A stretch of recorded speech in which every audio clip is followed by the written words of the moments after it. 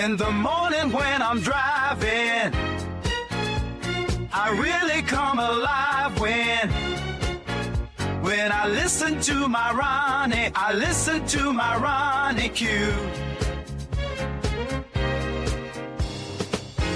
They are rare and they are few who can compare with Ronnie Q.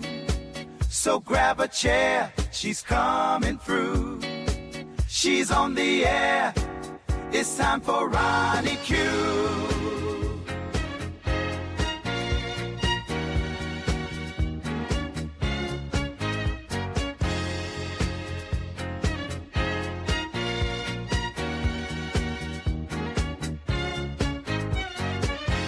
They are rare and they are few who can compare with Ronnie Q.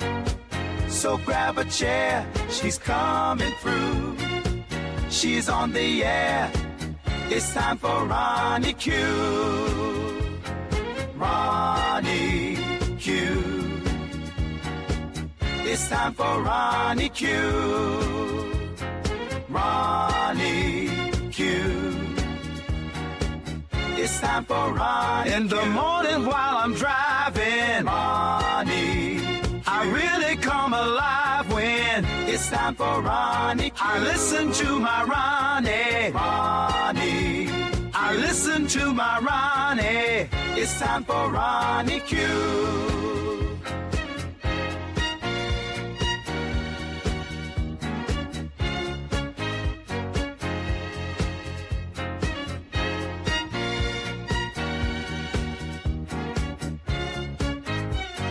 Take a seat and go meet Ronnie. Sweet, sweet, sweet, sweet Ronnie. No day complete without my Ronnie. She can't be beat. Sweet, sweet Ronnie.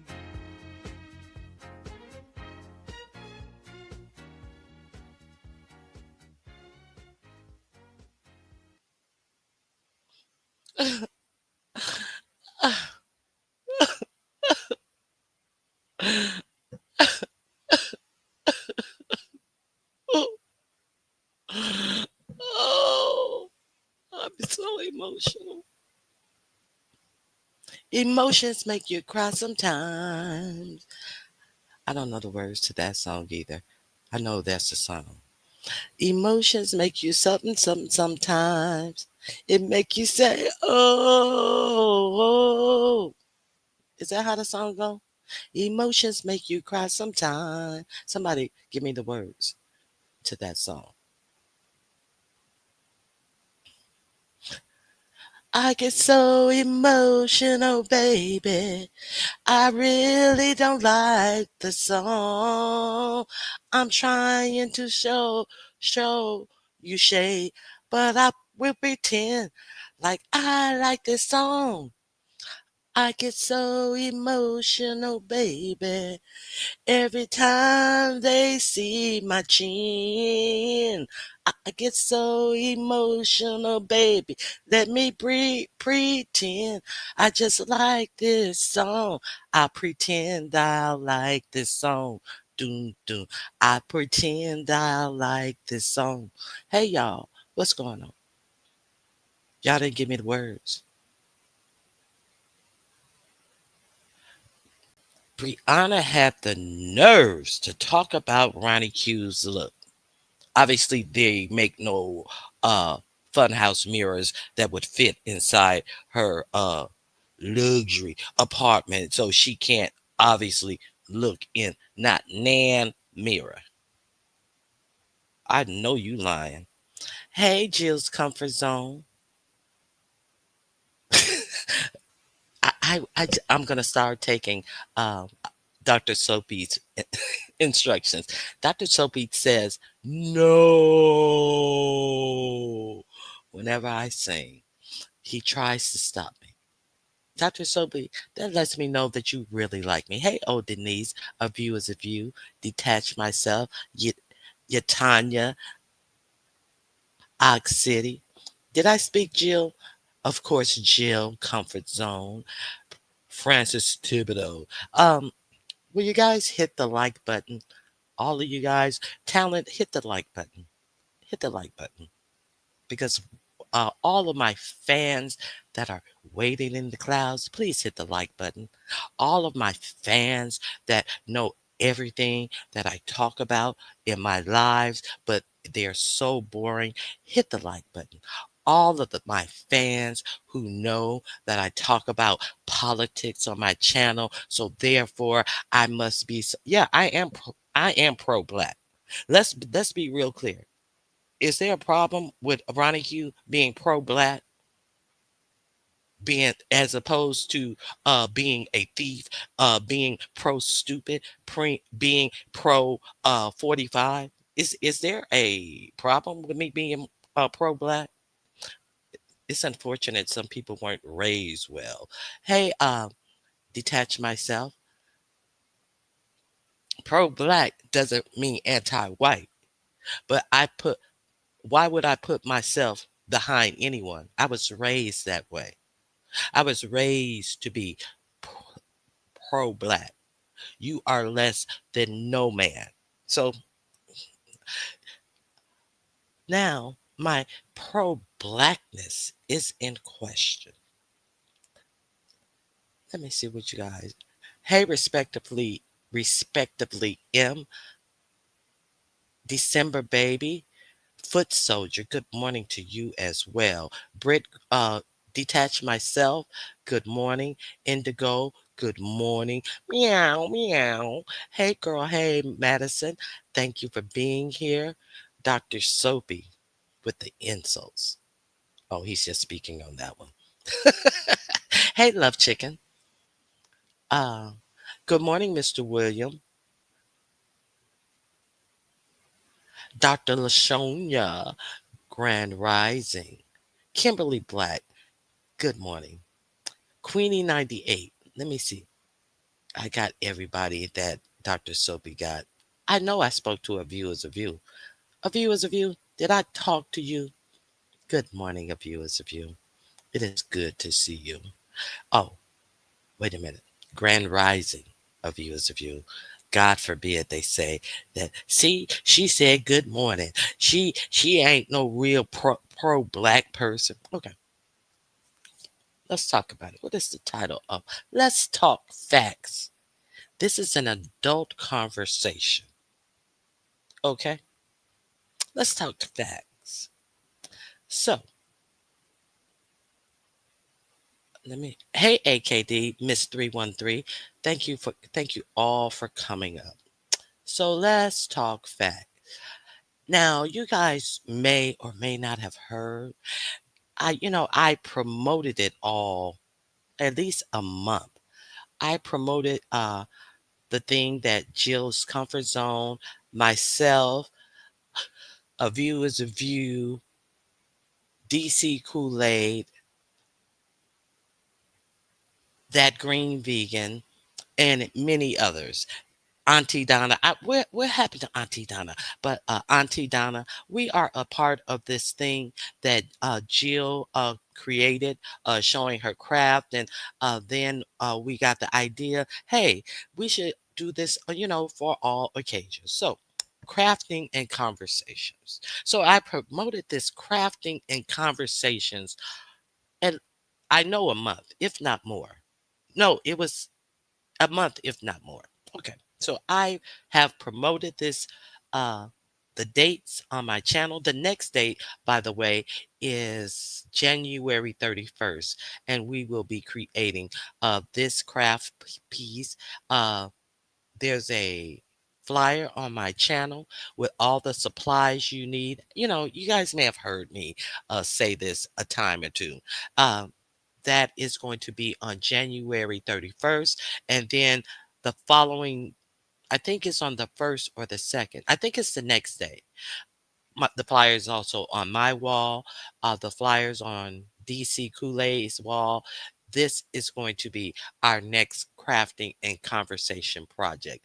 You know, uh, DC Kool-Aid's is going to be on her channel. My project is going to be on my channel.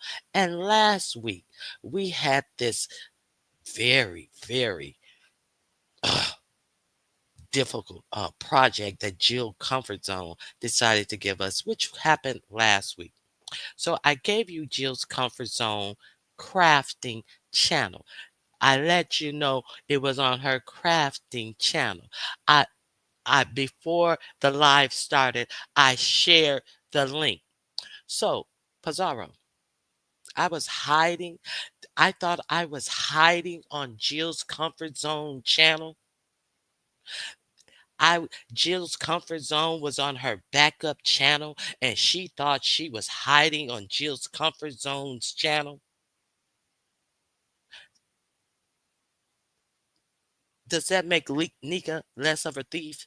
Does that move us on from Nika being a thief? Does that absolve any thievery? Hmm. So I go on Jill's Comfort Zone. Why would she dropped that pink thing? Boy, bitches were tuned in on Ronnie Q. Well, I was already over there. Of course you were. You're a fan of Ronnie Q. Of course you were already over there. Okay, so why would she turn the camera on? Because I'm crafting, stupid bitch. Why would I leave the camera off, stupid bitch?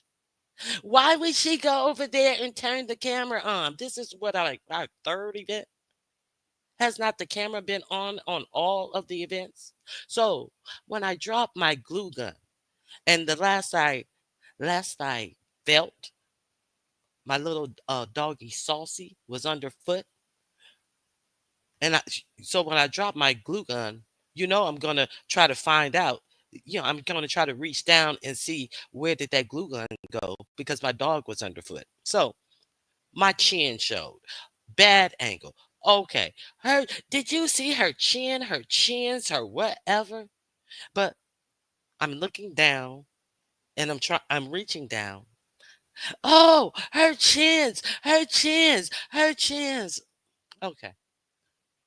And what did that change?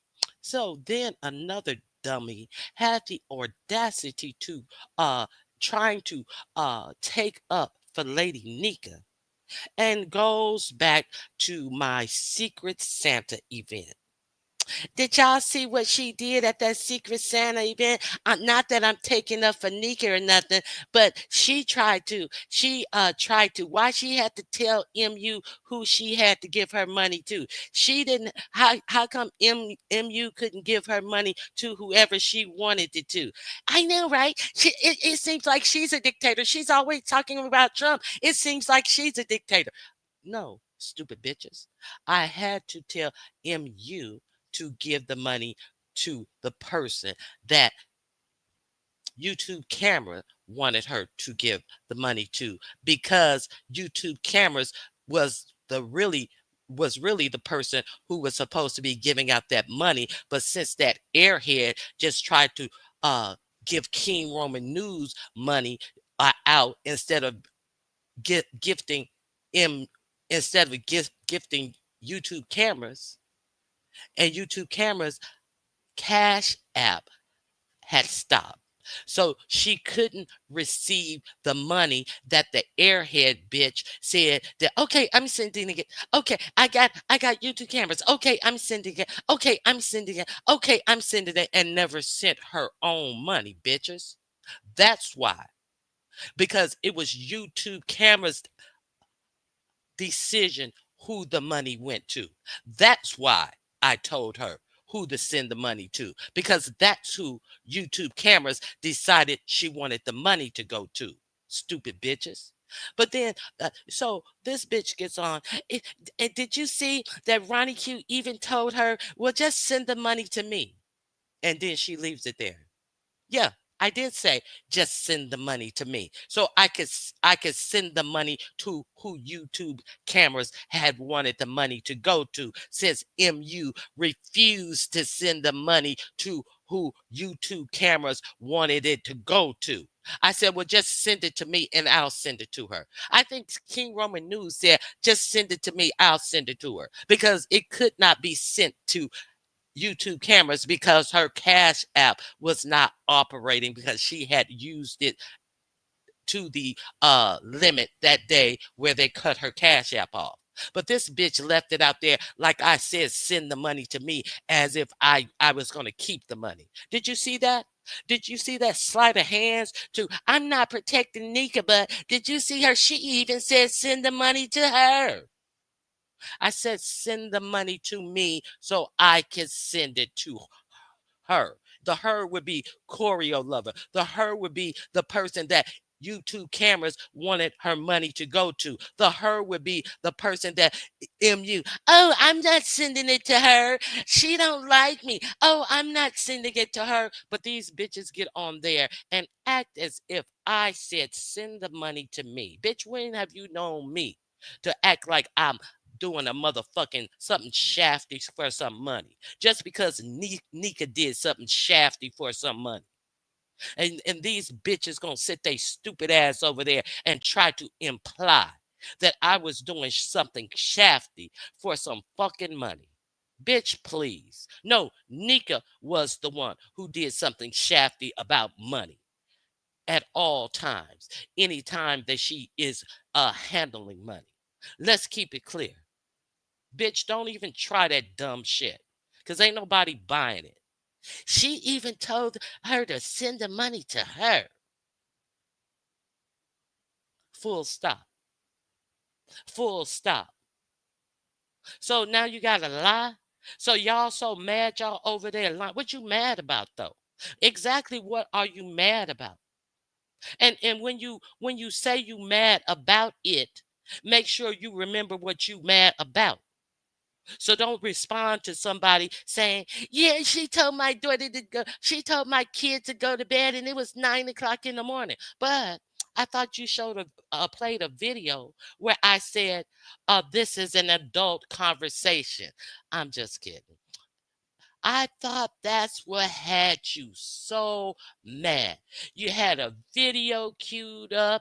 Ronnie Q, come up. Ronnie Q, come up. Ronnie Q, come up. That's the only time she never wanted to come up.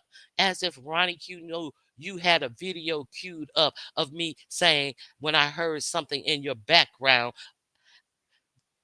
it, tell them this is an adult conversation. I'm just kidding. And you were so offended. Why would you say that to my child? Why would you say that about my child? And then when somebody, you got to remember what you're mad about, bitch. Because truly, that wasn't shit to be mad about. But when you identify that as why you mad, bitch, you got to remember why you are mad, bitch. So when somebody write in your chat, I can't believe you guys are doing that because Ronnie Q said something about your child going to bed. You got to remember, bitch, you got to remember why you mad, ho. Yeah, she told my child to go to bed and it was 9 o'clock in the morning. These stupid bitches. Okay, back to Jill. This is why I'm really Jill. We had a crafting and conversations at Jill and Jay Dunn. Jay Dunn, of all people. Of all fucking people. Bitch, you must not have a funhouse mirror either. I guess they stopped making hippopotamus and elephant mirrors. So that's why Bree and Jay Dunn don't have mirrors in their home. Bitch, I wear a size 14. 14? 14. The average, that's not my, hey, it is what it is. Size 14. So you got a bitch who wears size king bed sheet. Talking about me? You had a bitch who's dating off of plenty of fish, who's dating niggas that come to get laid on their bicycle and steal your purse. You have a bitch who best she can do is get a non-working nigga with a whole circus full of kids. Okay, talking about me, girl. Bye. Okay, so Jada, gets up on YouTube cameras. And I can't believe that she got on there. Did y'all see when she held that picture up to the cameras and her nails, they was all dirty. Her nails, she could have did, her nails was so dirty. Yes, they were dirty. But what the audience did see is me staining something on camera. Staining, brown stain. They saw me staining my piece. You see that stain on my piece? That's what they did see as well. They saw that. You stupid bitch. These motherfuckers are out of their fucking minds. Okay, so Jill had us. This is a wood heart underneath there that we had to decorate. You see, she has a loop of beads to hang hers by. Uh, that green vegan, she painted hers instead of, you could have done whatever you wanted to. The one with the dollar bills on there, she said she was going to reward herself every time she went to the gym. So that was her idea, self-love. And the other one has her business clap cards on there. So that was that green vegans. DC Kool-Aid, she decided to cover hers with petals. That was her rendition of the heart thing. And we also had Linda B. Like sometimes people, we say that you can come up there, you can craft, or you can craft what we're doing, or you can do something else. Linda B is a colorist, not as in not as in not as in a separation of race colorist. That's what they call people who color like a view is a view. So she got up there and that was her rendition of the love. So this is my rendition of it. I could not find the heart shape little wood piece. So I was really the thing that disappointed me the most is they didn't show pictures of my fucking craft. They didn't show pictures of my craft. God damn it. All that work for nothing. Let me see what you guys are saying. Let me see. I'll start from the bottom and go up. Hey Nessa A. Hey kind to me. Let me see what you guys is. Kimberly. I spoke Kimberly. Okay, let me see what you guys are saying. Ashton. Don't you get so mad about it, about it, about it. Don't you get so mad about it. Ooh, don't you get so mad about it. Hey, we were having such a good time, baby. Oh, yes, we were. Doom, doom, doom, doom. Then I dropped my glue gun, baby. And they took screenshots. Doom, doom, doom. They thought I'd give a fuck about what they said to me. Why are they so upset? It's just not worth it. Now I am not pro black. Don't you get so mad about it, about it, about it. Now I'm not pro black. Now I told people, I told MU, she even told MU to send her the money. Did y'all hear that? Yeah, they heard it. They heard MU also say she wasn't sending the person that YouTube cameras wanted her to send the money to. Therefore, I said, well, send it to me. I'll send it to her. Did you not hear the full sentence? But you want to lie and try to make it seem like I am a motherfucking thief like Nika is. But not to take up for Nika, but no, there was no commentary on the thievery of Nika. But you're going to try to make it seem like I am hard up and trying to get money out of that competition. Bitch, bye. Anybody know me? I'm not a thief, bitch. And don't ever try to say I'm a motherfucking thief. What the fuck do I need to sully my reputation over some fucking chump change? Bitch, act like MU was sending $5 million or some shit via Cash App. got the in a competition, uh, not a competition, a Secret Santa where the minimum was 25, the maximum was $50. Do you think I'm gonna get on camera and steal just to get maybe a maximum $50? I don't steal anyway. But the audacity for that bitch to try to act like I wanted MU to send me the money. Did she even told her to send her the money? Did y'all hear that? Yeah, they heard that clearly. And they know clearly why I told her to send it to me. Because the bitch wouldn't send it to who YouTube cameras wanted it sent to. So I said, send me the money and I will send it to her. Yeah, everybody's clear on what happened. And everybody is clear on that you tried it.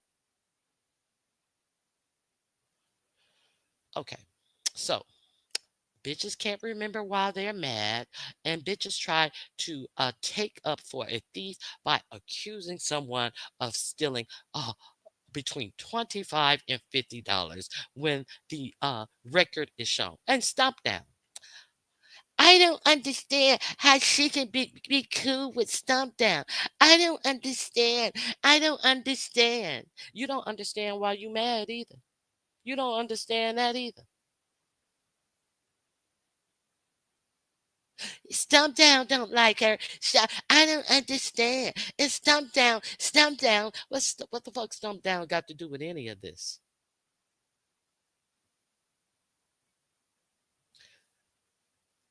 You don't understand why you mad.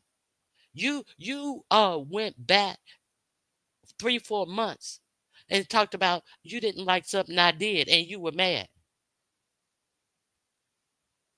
And all the rest of you are mad as well about something that allegedly happened 3 or 4 months ago that I allegedly said to your child something. Why would you say that to my child? Why would you say that to my child?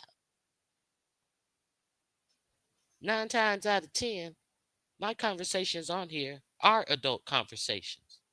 9 times out of 10. So was that something bad? Was that something bad? Was I speaking to your child? And then we're gonna act like I said I didn't say, oh, I'm just kidding. But you're mad 3 months later, dumb bitch. Get the fuck out of my face. So if Stump Down ain't my friend, if Stump Down don't like me, what that say about you bitches? Dracaris, why you mad? What the fuck you mad about? The fuck out of here. Big B in the bag. They need to get rid of Krusty Weave. She's always sounds like she's complaining. I hate these following supposed adults on here. They just wanted a problem. And do you think, do you think her arms were so big? My arms were right in the fucking camera, you dumb bitches. My arms were right in the camera. My arms wasn't so big the last time I'm on the camera, but when my arms are working right in front of the camera this time, you see her big arms? She had on a moo. She this, she that. Mm, Ineffective. I tell you, all of that very ineffective. All of this, and her husband must be, he said that he would, you heard him say that he would bust, it sounds like her husband wants Rodney. And Rodney, you lying motherfucker, when you lying motherfucker, first of all, you want to play victim. Who would go and call their husband? And then you play the video when you hear my husband hear me in there jaw jerking with a motherfucking busted booty ass bitch. And then he gets to talking because he hears what Rodney's saying. And you hear me try to overtalk my husband. And then my husband said, no, hold on. So at what point did you hear me call my husband in? At what point do you think my husband is going to sit up and let that stupid motherfucker say some shit like that to me? But you had nothing to say about Rodney threatening to beat up me, my mama, and my sister. But that you totally just overlooked that. You totally overlooked the actual facts of what happened. And you thought my husband was gonna stand for that shit? Maybe that's what y'all husbands stand for. You thought my husband was gonna stand for that shit if he heard it? Did you hear me call him in there? No, he full stop and got in that ass. Oh, but she's poor. She lives in a one-bedroom apartment. She because I made a joke that look, my place is small like uppities. So regular Ronnie Q, regular joke, but I didn't know y'all was on the fuck shit that day. Y'all wanted me to hit the link that day. And I'm sitting up here chilling with my husband, modding like I always do. And I'm like, nah, I don't feel like getting up going in the other room. Yeah, you can't go. You can That was the only time she didn't want to come up. But watch the live before that live where I never came up. She wanted to stay in the back. That's the first time she ever came up and wanted to stay in the back. So you can refute your lies with your own fucking videos. But I see you didn't tune up those videos to play. I didn't see you tune up the lie before that one. Where you lied and said I that was the first time I didn't come up. And when I came up and stayed in the back on the previous live you had, you lying ass bitches. See, you gotta lie to be mad. But what you mad about? You gotta figure that out first. But what you don't need to figure out is I give zero fucks about what you're mad about. I give zero fucks about the fuck shit you out here demonstrating. But what I will demonstrate is you some sorry ass lying ass hoes. What I will demonstrate. So go run off and do what your master tell you. Go do another surviving Ronnie Q series. What did you survive though? You can't even figure out what you're mad about. Go figure out what you survived and do another surviving Ronnie Q series. Cause ain't shit changing over here. Hey DC Kool-Aid. Hey Terry East. Okay. So, oh, and speaking of their master, bitch, do you think that I would jaw jerk behind a bitch who had no motherfucking beef sector content? Oh, so I'm your content? I'm your content. I'm what you're so obsessed about. Do you think I give a fuck about a bitch who's talking anything about my husband when the best they can do is take Kiki's leftovers? That the best dick they can do is go behind Kiki to fuck and think it's a flex? Girl, bye.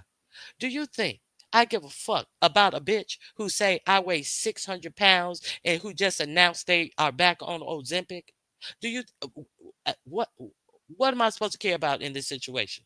I weigh 600 pounds. So what your Bree must weigh 1,600 pounds. If I weigh 600 pounds, does that are you saying that Bree weighs 1,600 pounds, bitch?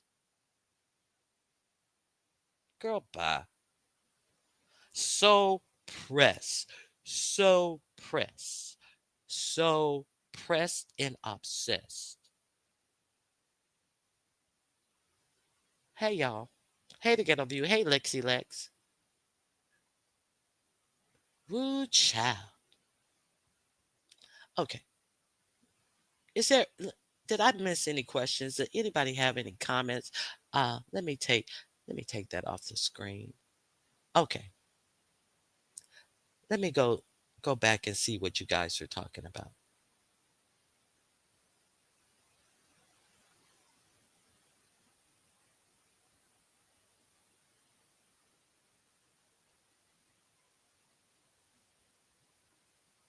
Pam, who blocked you from the channel? Hey Dreamy Genie Blue. Pam in here fighting. Hey, Barry Carey. Now, QB. Let me talk about QB for a second. I really can't say much about it. Oh, Pizza bad. Hold on.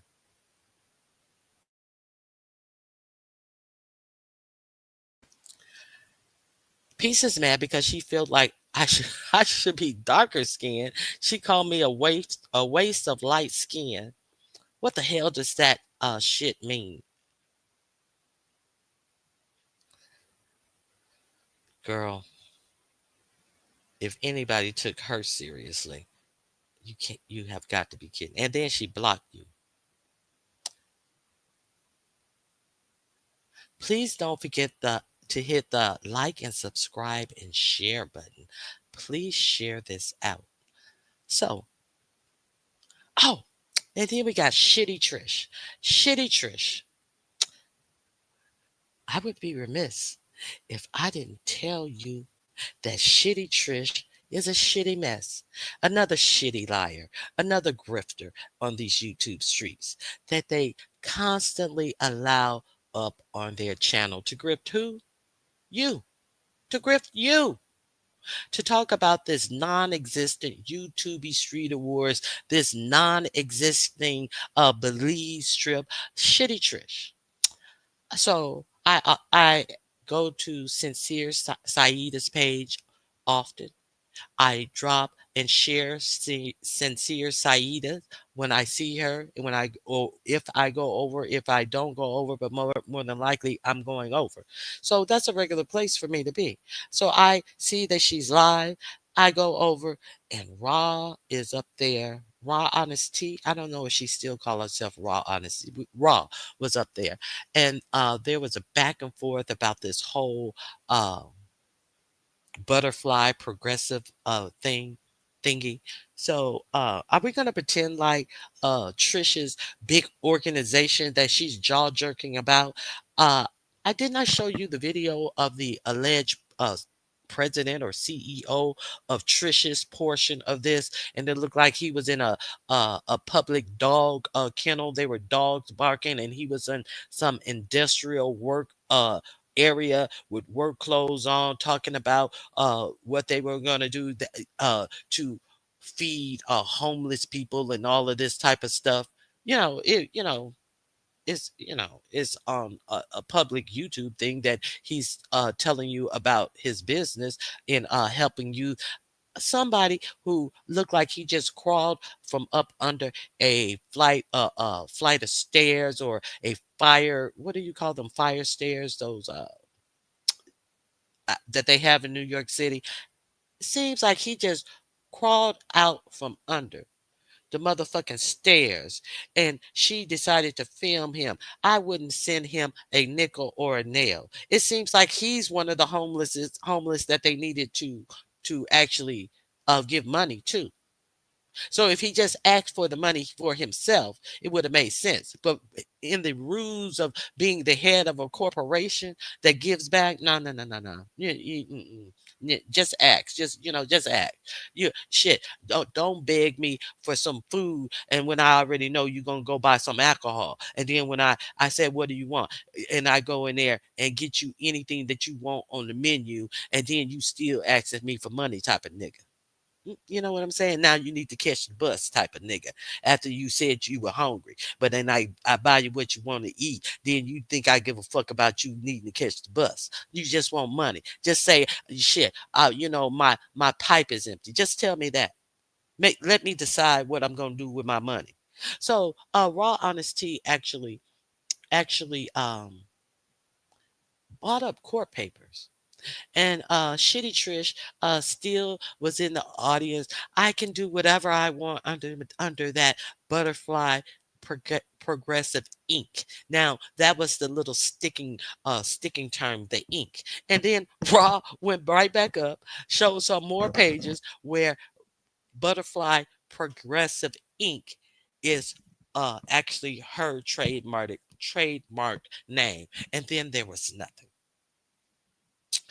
So then the little fake Belize trip came up, and she started talking about this website that's sponsoring the Belize trip, how they are a concierge uh, service that set up trips and this, and I just had to go up and drop the link for this concierge service. Um, to sincere. But then sincere put me up. I just went up there to drop the link. But you remember that link that we thoroughly reviewed here on my channel, the something something global, that I took you page by page through. This premier concierge service that books trip, and the only customer they had on any events, any travel, was Shitty Trish's Belize vacation. The only customer they had under events was Shitty Trish's YouTube Streets Awards. So Trish, you're a liar and you're a grifter, and that's why you're mad. What they don't put all their people on there, and they do high profile people, and they can't put them on there. So that's the only people they do is high profile people and Shitty Trish. Is they specialize in trip planning, and unless the person is high value person, you're the only other client. They do no regular clients, but they're doing your fake ass event, bitch. Is that what you want us to believe, bitch? And this grifter is hitting panel at the panel at the panel.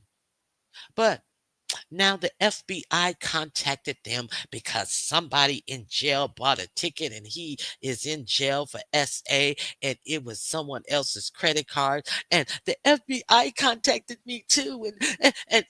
But you can't say that you're canceling the trip just in case the grift can go on a little longer. Just in case you can grip a few more people.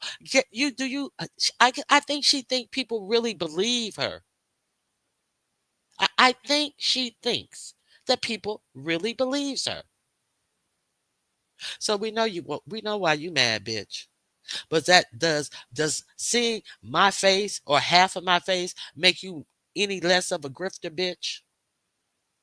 Does seeing half of my face make you less of a thief, bitch?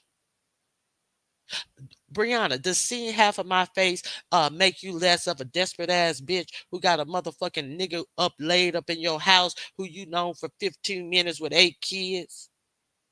Does that make you less of a big fat bloated ass bitch? Does that make you less than a dumb ass bitch with no self-esteem or self-worth to even have a nigga up there with all them goddamn kids once again with no goddamn job?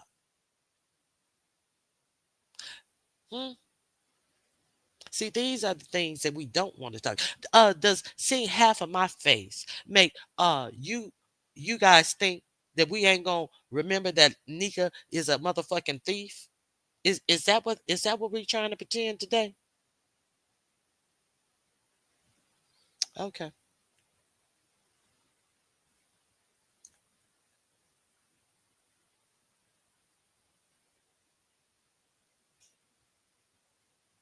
Okay, so let me see what you guys are talking about.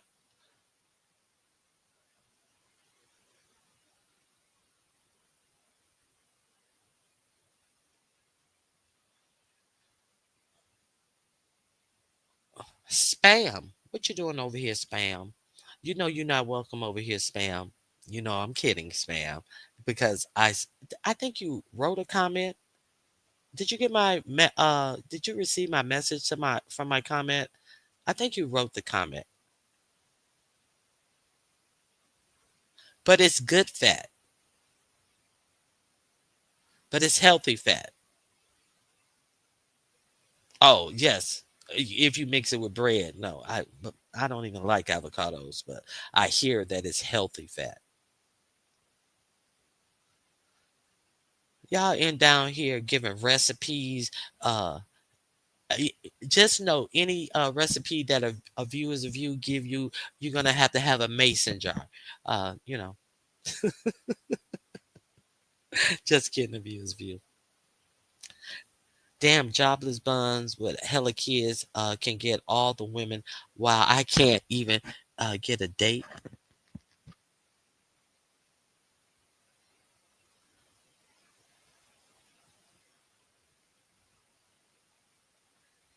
Now, isn't that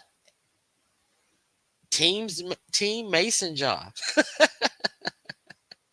Hey, Ashton, no problem. Yes, portion control.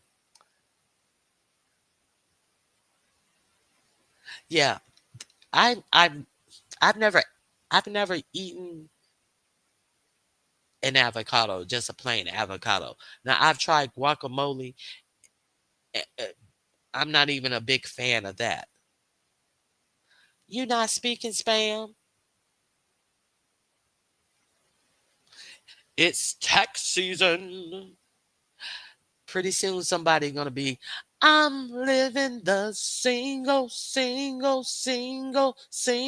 doom, doom, doom, life, doom, doom, doom. I don't want anybody to get the wrong idea about me. I got a nigga until I cash my tax check. He drop his kids off to me one by one. The only thing I'm doing, I'm just having fun. Doom, doom, doom, doom, doom, doom, doom, doom, doom. Uh, we gonna be singing that song after we. I don't want to talk about it. I don't want to talk about it. I don't want to talk about it. I don't want to talk about it. Scam season too.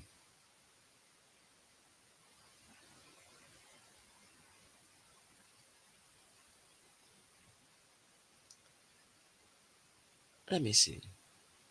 I eat avocados with my salad or with other foods. I can't eat them by themselves.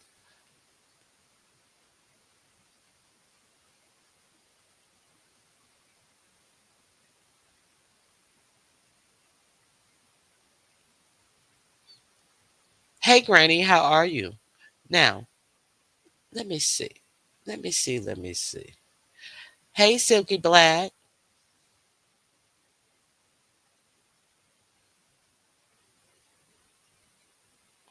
My daughter and I love avocado toast. I love to make it with uh, Ezekiel bread.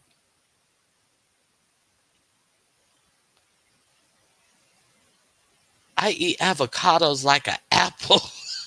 I'm not saying that I dislike it, but it doesn't seem appetizing to me. I don't know. It's something about, I guess, the greenness of it all. I don't know.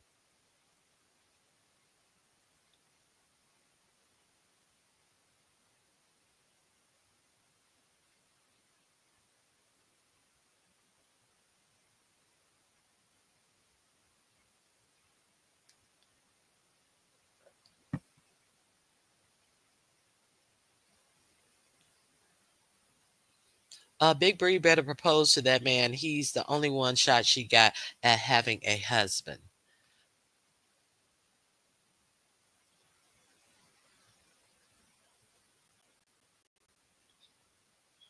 She can go to Timu and get him a ring like Lady Nika, Lady Nika S ring, and come out here. Good morning, Miss LA.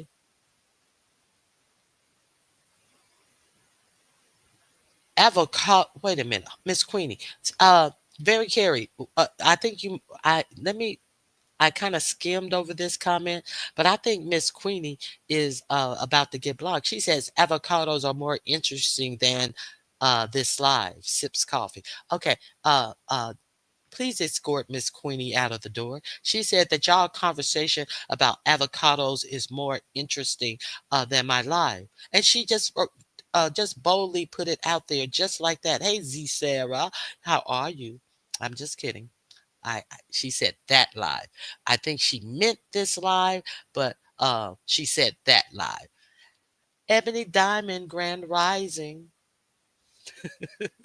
I hope she mean that live, not this live. I know.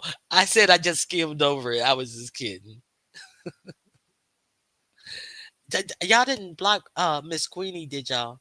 Miss Queenie, you still here? Hey, Bush baby. Lord. I get so emotional, Queenie. Don't you talk about my life. That's what you said. You did say that live.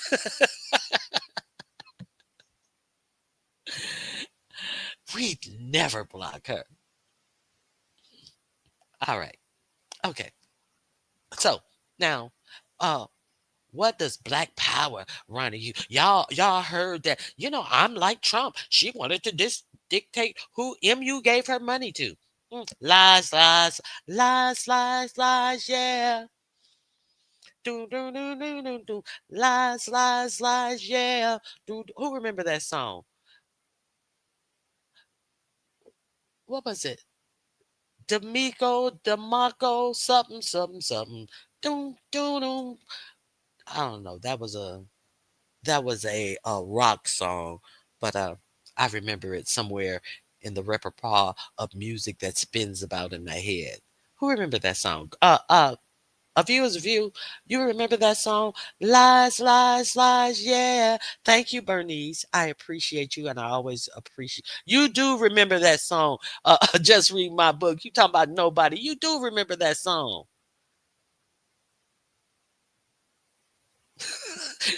You come in with your smart remark. Okay. Ronnie Q, what did you think about our Black uh, communities now coming together as a team after the election? Yes, Shady Bonnet,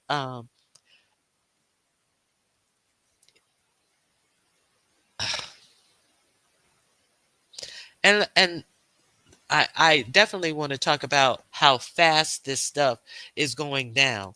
It's unfortunate that a lot of these people who never even bothered to vote are all of the sudden coming together and all of this type of stuff. I will never put down us coming together. But exactly what are we going to stop by coming together? The best time for us to come together was prior to this election. Let's keep it real clear.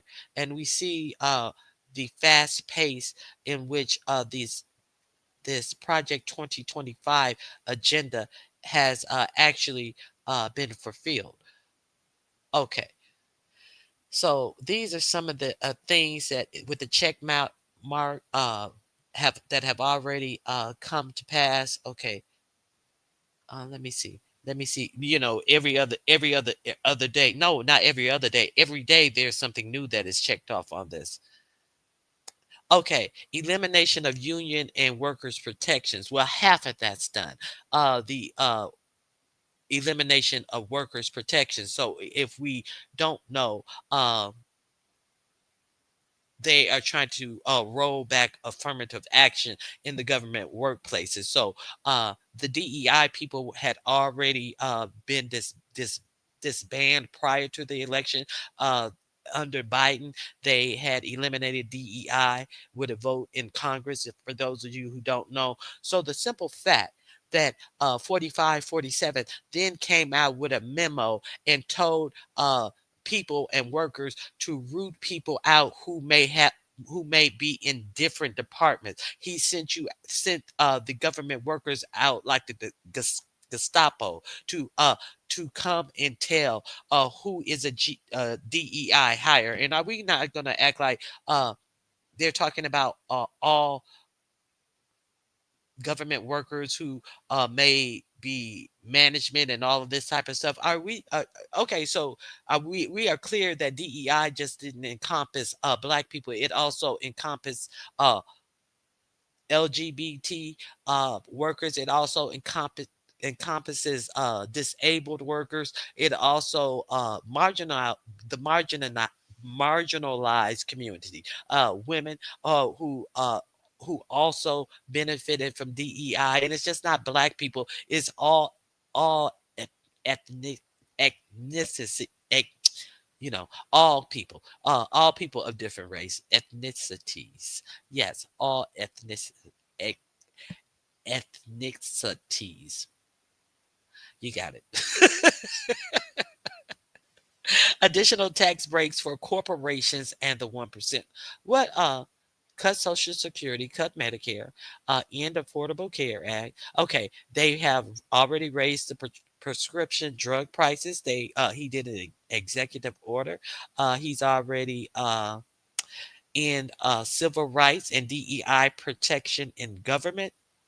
And he's also sent out the Gestapo to make sure that you can point to whoever based upon you ratting them out.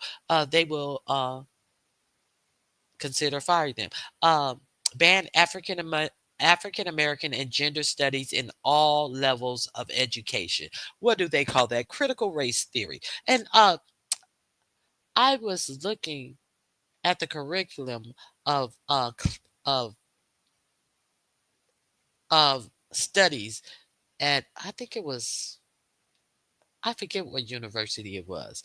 They had Hispanic studies, they had French studies, they had all of these different areas of studies in every race, but there was no African American studies available.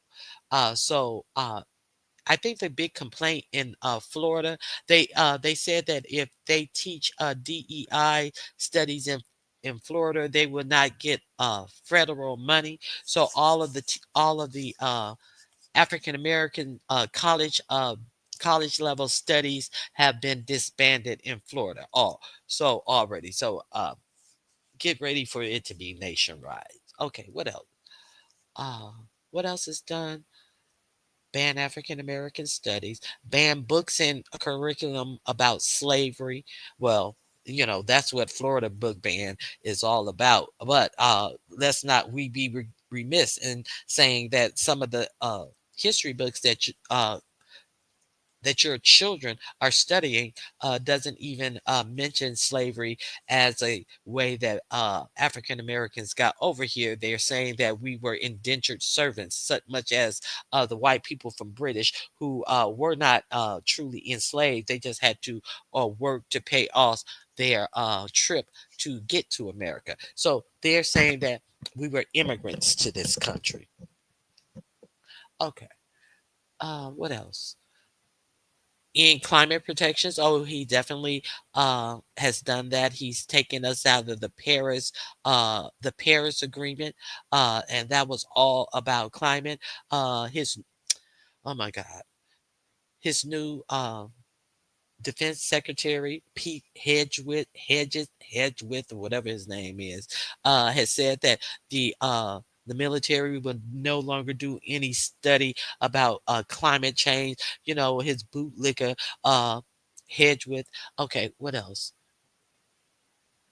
Increase Arctic drilling. And I told you guys something about that where he was saying that they were going to do something over in Alaska. I was like, I forget what I told you about that last week. So that's underway. Regulate big business and the oil industry. They saying that's checked out. Promote and expedite capital punishment. Yes, he signed an executive order. We talked about that last week about amping up capital punishment. And he also said that if any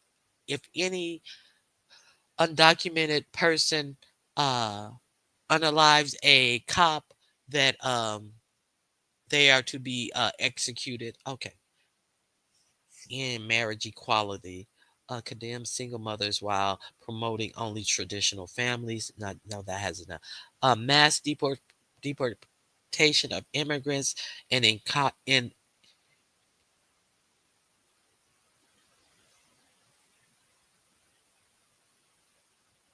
I guess that's internment camps. He's ended birthright citizenship. Well, I don't think he's banned Muslims from being in the country this cycle. I think it was last cycle, but I can see him doing that again. Let me see. There's something covering my screen, and I don't know how to get rid of it. Eliminate federal agencies like the FDA, the EPA, the NOAA, and more. Now, let's talk about that.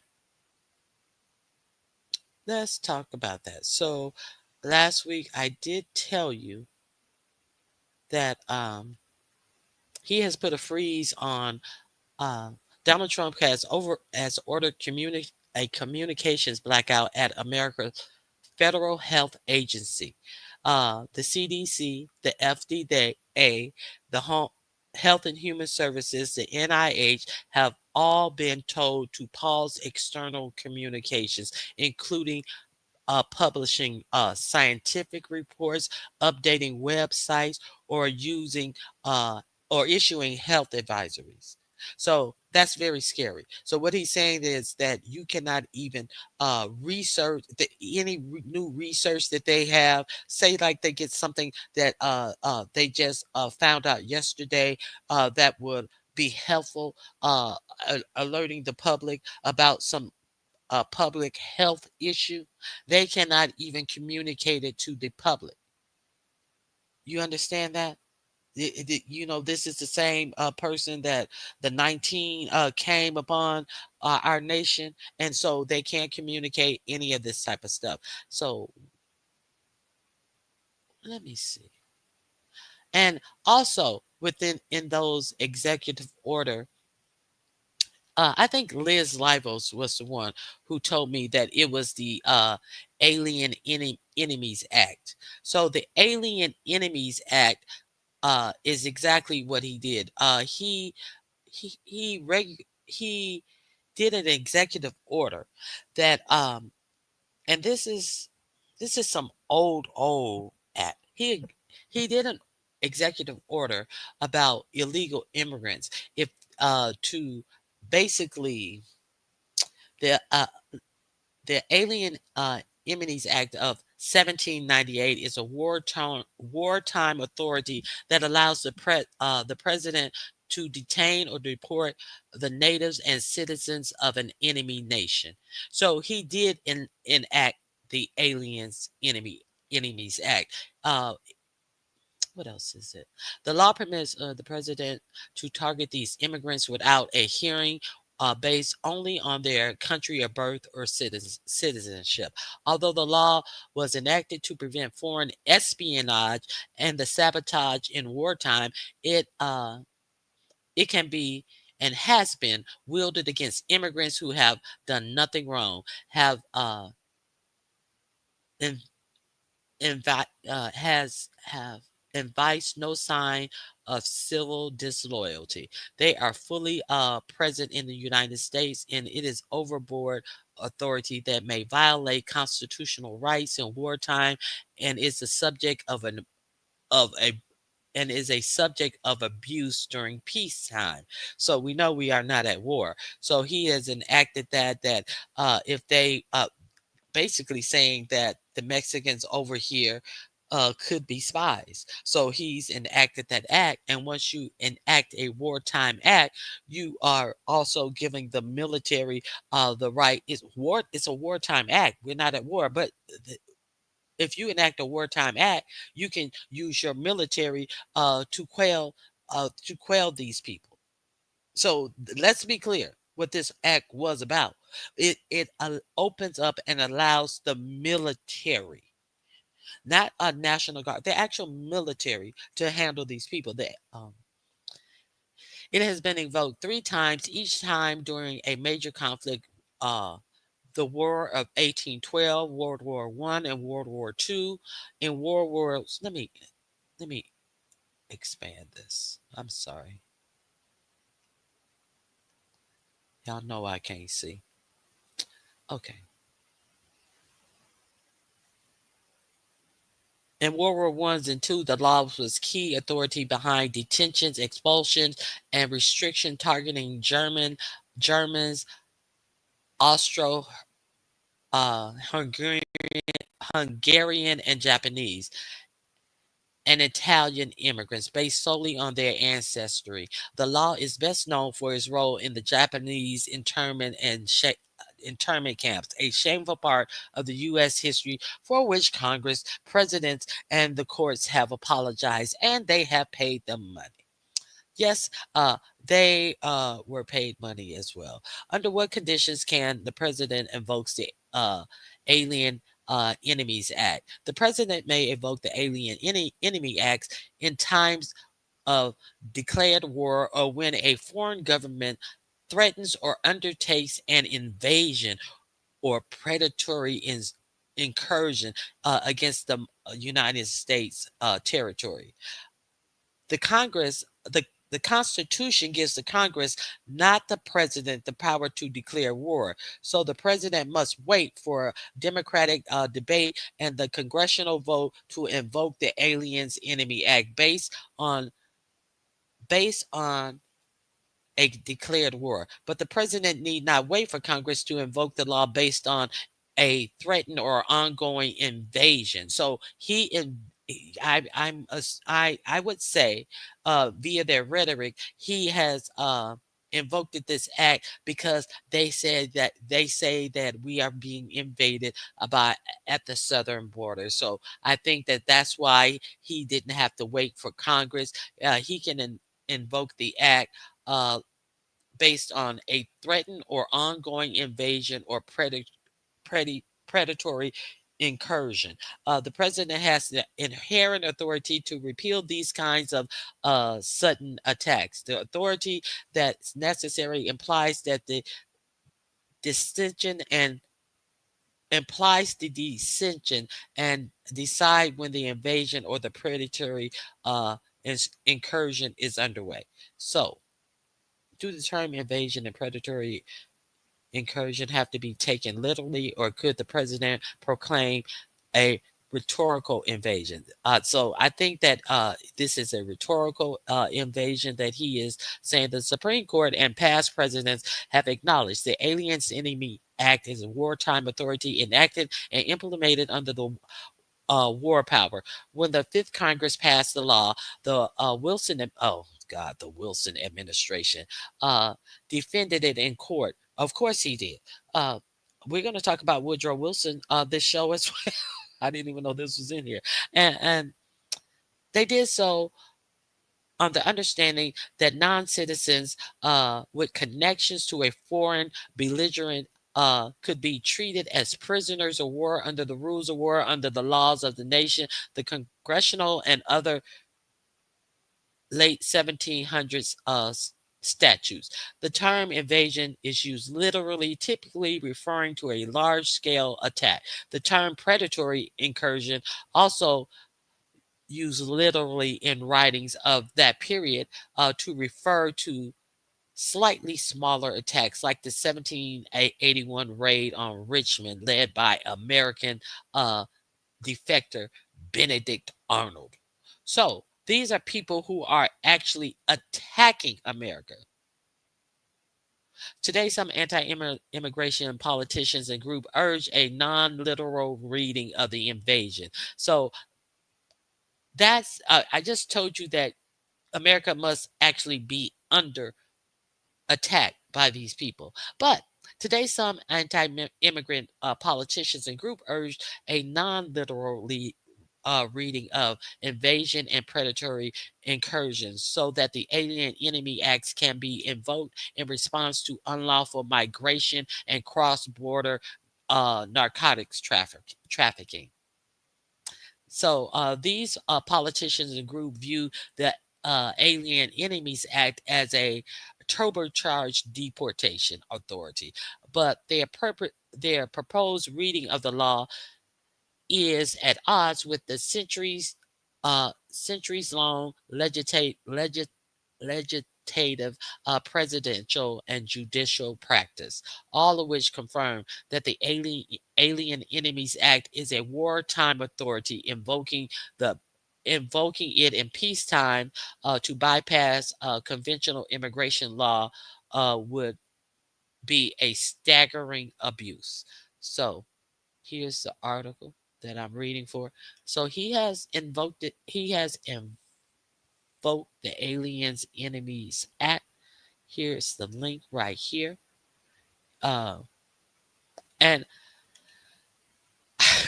it's funny that I talked about this prior to this election. This is one of the things uh, prior to the election that I told you about. Y'all going to hell. Yes, I grow. Now I'm going to take my whole back backyard. Are y'all going to hell? Are you saying that you're concerned about, or you just enjoy gardening so much, or are trying to actually grow your own food?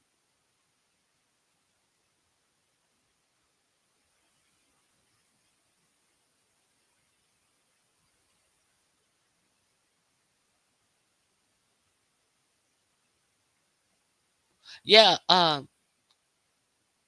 Jill does that hydro. I think it's called hydro gardening.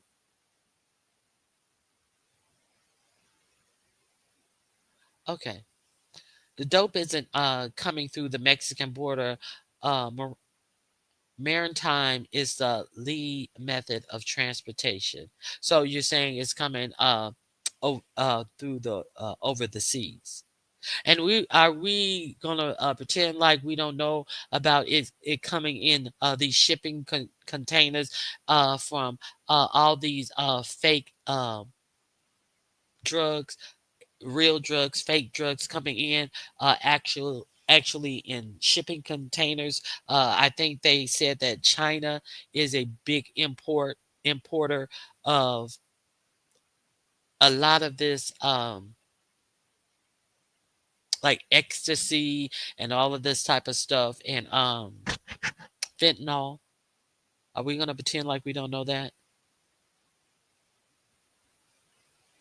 Hydroponic gardening. Thank you, Jill.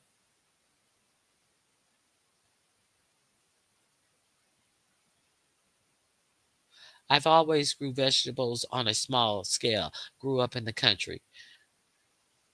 Yeah, but if we gonna eat, we better start understanding how to actually grow our own food. So I just wanted to tell you that he already has this agenda set up and going. What else did I want to talk about today? Um, Let me see. Trump on the EU. They took court cases with Apple, and he's talking about the European Union. They took court cases with Apple, and they supposedly won a case that most people didn't think was much of a case. Well, if they won the case, obviously, uh, they had the evidence to win the case, the European Union. So he's poo pooing. And most people didn't think, you know how he always, most people didn't think it was much of a case. They won 15 or $16 billion from Apple. So he's poo pooing the EU for suing Apple that most people didn't think was much of a case. And they won 15 or $16 billion for Apple. They won billions from Google. I think they're after Facebooks for billions and billions. These So he is poo-pooing them going after big tech. You know, the people he is very, very in bed with. So that was a instance of him saying how bad the European Union is. We're going to talk about these unions. Okay. Uh, my administration, this is some double speak from Trump. My administration has taken action to abolish all discriminatory diversity, equity, and inclusion nonsense. So, DEI was installed because of discrimination uh, policies. But he says that his administration is abolishing all discrimination, diversity, equity, and inclusion nonsense. So he's saying that DEI, just having DEI, is discriminatory. Discriminatory against who? Who is being hurt by this? He's saying that the white man is being discriminated against just simply by having DEI programs. We know that Target is the newest company that has eliminated their DEI program. And let's keep it a buck. Do you guys understand? I'm pretty sure you guys understand, but maybe the dummies out here don't understand that the DEI programs in such stores that have taken it away, like Walmart, like Target, they had a part of their DEI program was to let smaller black business, women owned business sell their merchandise in Target. I don't know if the dummies out there understand that that was a foothold into getting your products, your merchandise being sold in a big box store. With the elimination of that, these contracts are going to be eliminated as well. I know one of the fashion girls that fashion women that I watch just had a double launch of a fashion line in Target. So, uh, all of those, and there have been a lot of black women selling different hair care products, uh, cosmetic products, and stuff that have gotten a foothold in Target. And so that is a great opportunity for black businesses. It is, they actually put it in to help small black businesses. So that is gone away. You are not, they tell you to pull yourself up by your bootstraps, but they cut your whole fucking boot shaft off. So you pull yourself up by the bootstrap, you're just going to get shafted up the ass because they don't want you to better yourself, even though they say you are the reason that everything is not better for you. Let's be clear. Okay, let me see what else. There's something else that the idiot said. Um, he's going to ask the crown. He's going to ask Crown Prince Mohammed bin Salman, uh, who he describes as a fantastic guy, to invest 1 trillion in the U.S. economy. Now, if memory serves me right, it has been connected that OBS, MBS, Osama bin Salman, was the one who was behind the unaliving of that reporter. They found him chopped up really badly, if memory serves me right. And that was also during 45's presidential term. And he continues to say that this is a good guy, and he did absolutely nothing, had no harsh words for him when the report came back that unaliving was connected to him. So why does he need to ask a Saudi prince to invest 1 trillion in the U.S. economy? See, that's what we should really be worried about. So who of you have been following this BRICS union? Who have you, I don't know. Let me see if I have it right here. Uh, where is that?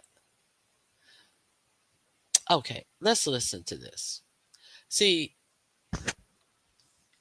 all of this the United States is the greatest country in the world shit is really falling to the wayside. Let's keep it a buck. The United States has continued to just print money to give tax cuts to these billionaires and these trillion dollars corporations, and we have no type of infrastructure. Have you seen other countries compared to us? Have you looked at other countries compared to us? The infrastructure, the buildings, the technology that is just all in their streets compared to the United States. You drive across the United States, you see a whole bunch of ramshack trailers and tarps on roofs and all of this type of stuff. Have you noticed how the homeless population has only increased in the United States year after year after year? The United States federal minimum wage is $7.25 or 45 cents an hour. Meanwhile, China, who had the largest over I think it was over a billion people who were living in abject poverty. Over the past 70 years, uh, China has uh, bought up over a billion people out of that abject poverty. While our wages have not grown, the wages in China has increased. I think it's either by 3 or 4 times in the past 70. In the not 70 years, in the past 15 years. Our wages have not increased in the past 15 years, where it went up to 725 or 745. But in that same period of time, China wages has increased 3 to 4 times. So now they are a part of this BRICS BRICS Union. Who is it? South Africa, China, India. Who else is included? And 13 nations have just joined the BRICS Union. So they outweigh the European Union, which not the European the let me show you the video. They far outweigh what the G7 that the United States is in. So you have all these nations. Uh, Let me pull up this article. Hold on 1 second. I can't remember exactly how it go. I need to pull up this article. Be patient with me 1 second. Because what's about to go down should really be frightening. And a lot of people are not paying attention. See, we have all of these other nations combining their wealth, their power, their trade together, while you got this fucking person in office talking about he's going to put 100% tariff on Colombia because Colombia would not let that military plane land where he did this expensive force show. I'm getting rid of all the people who are in the United States, and he could have done it 10 times cheaper if he had ordered them a first class ticket on on a regular airline. But he spent all this money and the plane couldn't even land, so he's going to charge 100% tariff on Colombia. uh, uh, uh, who pays the tariff? The people pays it. What do we even get imported from tariff? He's talking about putting a tariff on Russia. uh, uh, we can't Russia can't even import anything to the United States. So what tariff are you going to put on a country that is under ban from even importing anything? This is just a whole lot of motherfucking talk. And okay, let me find this.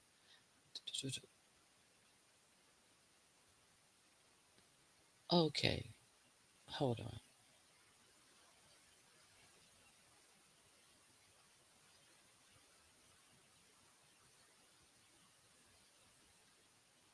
Hold on 1 second.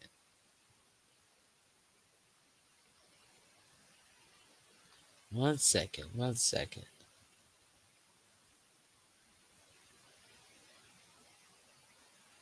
Oh my God. Here it is. Okay. Let's talk about BRICS. Let me share this screen with you.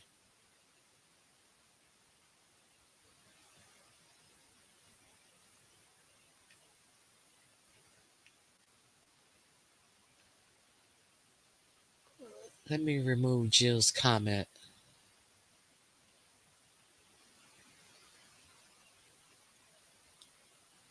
Okay. Let's talk about BRICS. Put a one in the chat if you are familiar uh, with BRICS. Let me see if any of you guys are familiar with this.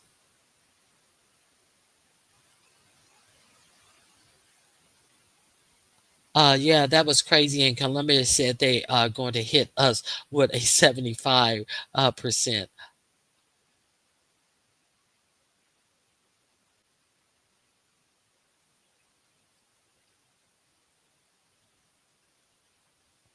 Okay, 12.21 is our national living wage.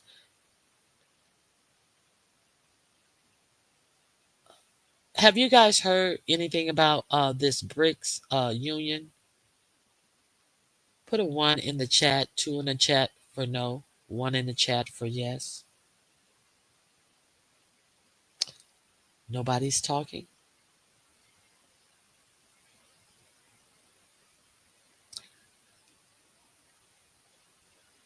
Queenie says no. Z Sarah, of course you've heard of it. So I got two answers. Okay. Anybody here? Is this thing working?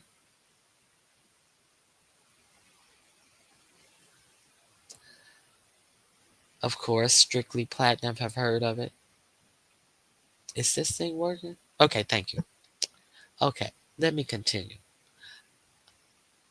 Okay.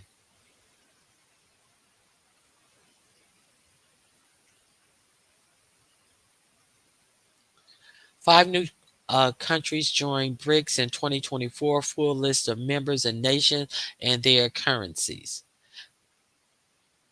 The BRICS, which till 2023 included India, Russia, Brazil, South Africa, and China, has announced the induction of five new full members as of January 1st, 2024. This is an old article because 13 more nations have actually joined them as well. Okay. BRICS began 2024 with 10 new members. Let's see who these members of BRICS are. They are steadily increasing the number of nations. As Moscow assumed the presidency of BRICS this year, Russia President Vladimir Putin said this week that the group has become a 10 nation body. So it's at least 23 nation bodies right now, with Egypt, Ethiopia, Iran, Saudi Arabia, and the United Arab Emirates joining in as new members. As of August 2023, top BRICS leader and the group summit in Johannesburg approved a proposal to admit six countries, including Ar- Argentina, into the bloc with into the bloc with effect from January 1st. However, Argentina new president uh, last week announced withdrawal of his country from becoming a member. Okay, Argentina didn't. They withdrew from the BRICS. So who is included? 10 nations that are currently members of BRICS. Brazil, their currency is the Brazilian real. Russia, their currency is the ruble. India is their currency is the rupee. China uh, currency is the Chinese yen. South Africa, their currency is the rand. They have all of these different currencies. So I'm wondering, are they going to come up with a new currency that encompasses or covers all of this currency, or are they just going to keep the currency the same? I don't know. Okay, Egypt, their currency is the Egyptian pound. Ethiopia, their currency is the birr. Iran, uh, their currency is the Iranian rial, rial. I don't know. Saudi Arabia, their currency is the Saudi Rial. I think it's Riya, Rial. I think it is. UAE, their currency is the dirham. So all of these nations are a part of the BRICS. Why should we care? Why should we care? Do you guys care? Why should we care?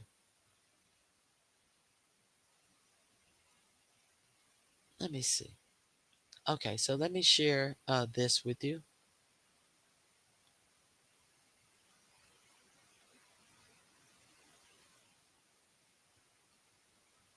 Here we go.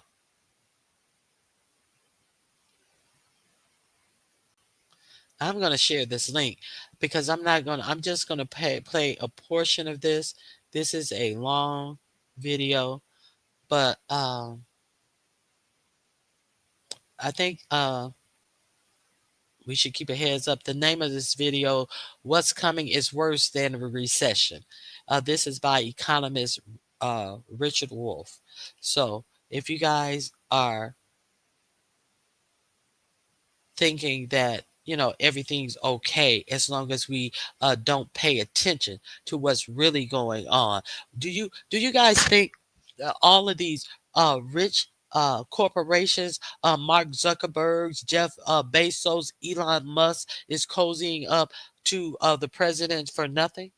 No, they're trying to protect their fortunes, and they don't give a damn what's going to happen to the common, regular American citizen. They are trying to protect their personal wealth. That's what it's all about. So if you think it's about anything else, how is the richest man in the world talking about cutting funds out from the United States because they know the United States will go for it with 45 and 47 being in office. And who is that going to do you think that they give a fuck about the voters who voted for them or for anyone else? No, this is about the whole fucking planet, the whole fucking way that we are accustomed to living life is about to shift because they finna put this shit on they finna press the gas on this bullshit that they have been allowed to get away with. And now that they see that they can manipulate the most powerful person in the United States, they about to do this because they see what's happening all over the world. See, while these dumb motherfuckers in the United States let their congressmen, people who are running for election, because we're the greatest country in the world. We're not the greatest country in the world anymore. Get used to hearing the truth. The United States is not the greatest power in the world anymore. It's China. Let's let's check out a little bit of this. Denial, the pretense, mostly to yourself, that the reality around you isn't there. It's best understood when glimpsing a toddler confronted by a scary barking dog, and the toddler puts his or her hands in front of her eyes, comforted by the thought that if you can't see the dog, it isn't there. But we all know you grow up, and at a certain point, not many years later, you come to understand you can put your hand there, but it doesn't make the dog disappear. China's going nowhere. China is growing. By the way, lest you think any of this is in the past, let me give you right now what the rate of growth of economic output. Okay, what city in the United States do you know that looks like this? We can't even get a. Let me make sure my mic is on. We can never get an infrastructure uh budget passed and people working on the infrastructure of this country, like the shit that's underground. We still got above ground telephone electricity wires and all this type of shit. We can't get shit underground correct. We can't get our water systems correct. We can't do none of this shit. But we wanna hail and look up to the richest people in the world. But we can't get shit done in our own country. Look at our major cities. Do any of our major cities look at this far advanced? No, they don't. I don't give a fuck what nobody try to say. I don't give a fuck what city you from. Don't none of our cities look this advanced. And this has happened in the past 70 years in China.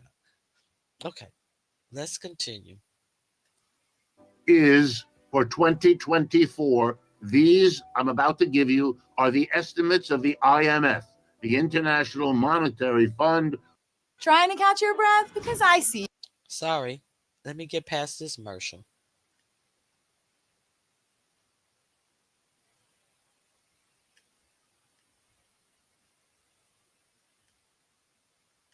monitors all of this. Economic growth for the United States, 2024, 2.8%, right on target with what it's been on and off for a long time. The economic growth of People's Republic of China this year will be 4.8%, nearly double. And the economic growth of India will be 7%. The next time you hear an American politician or you read in an American newspaper how the American economy is doing better than anyone in the world, please remember the word denial.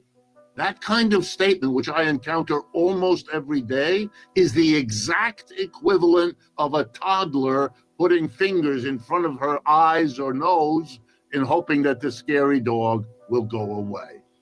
Not only have the Chinese outgrown us, but they have built an alliance with other countries that are recognizing that what was true for the last 75 years, a global economy dominated by the United States as the country that came out of World War II with no bombs that fell on it other than Pearl Harbor, and less damage than any other developed country.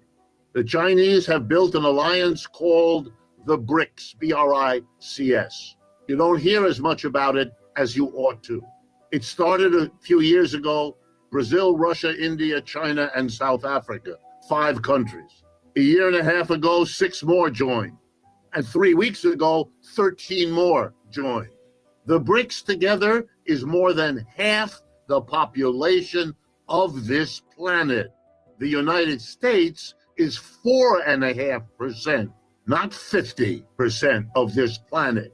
The total output of goods and services in the BRICS is significantly larger already than the total output of the United States and its major allies known as the G7. The United States, Canada, Japan, Britain, France, Germany, and Italy. So now every country in the world, every company in the world is reassessing and redesigning its strategy for the future. And what do I mean? They're redesigning because the dominant player in the world of the last 70 years, the United States, isn't the dominant player anymore. There is a bigger player, richer player in the BRICS, which means if you're going to build a railroad in your country, you don't just go to Washington or London or Paris. You may go to them, but you're going to ask them what offer they can make, and then you're going to compare it to what you can get from Beijing, New Delhi, and Sao Paulo. And in case after case, the choice is made to go with the BRICS, not the West. So what do I mean? I mean to tell you all that if you ask me to tell you what is the biggest reality we now have to face, it's the end of the American empire. What we inherited from the British, because they had the last empire before this one, is now over, and there is zero chance it's coming back.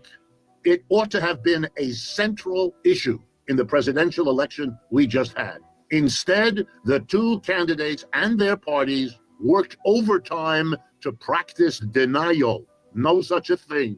The war in Ukraine, just to take one of countless examples, will show you how costly this denial is. When the war begins in February of 2022, President Biden told us, along with all of his officials, Russia would be brought to its knees. The Russian currency, the ruble, would collapse. The entire West would side with Ukraine against the Russian invasion and would defeat the Russians.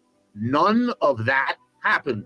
Every part of that prediction proved false. Why? Because the way Russia was to be brought to its knees was by denying the market for Russian oil and gas, whose export the Russians depend on. It's a major industry for them. And they exported all of that energy to Western Europe. When the Western Europeans, under pressure from the United States, closed their markets to Russia, the expectation was that Russia would collapse. Instead, Russia went to its allies in the BRICS, above all China and India, and arranged to sell to them the oil and gas they no longer sold to the Europeans. As a result, Russia is growing faster this year than the United States, and it has grown at a faster rate than the United States throughout the war. You couldn't be more mistaken than this. That's what it means if you deny a reality. What we know about the history of every other empire that also grew, was powerful, and then died was that the ride up as you're growing is a lot more fun and pleasant than the ride down when you. Okay. Any comments about this shit? This shit is, and it gets worse. It actually gets worse. Okay. So I dropped the link for this video. Let me see if there. I think it's something else. Oh, they're talking about inflation. Let me go to this. Attention retirees, if you're willing to be at your computer. Hold on. Let me get beyond this commercial about how the inflation plays a part in this. Okay. People, which they felt acutely as they went and paid $6 today, and encounter no small number of people who still imagine that the British Empire is still there. Witness the inauguration ceremonies for King Charles, who's the king of nobody. What is this? Here's how it works in the United States. People who are rich and powerful are offloading the costs of a declining empire off of themselves. They don't want to suffer, which I understand. But if the economy is going down, which it is, and the people at the top are keeping theirs, which they are, then the rest of us, the middle class, the lower classes, the poor, we're going to be taking it on the chin more and more.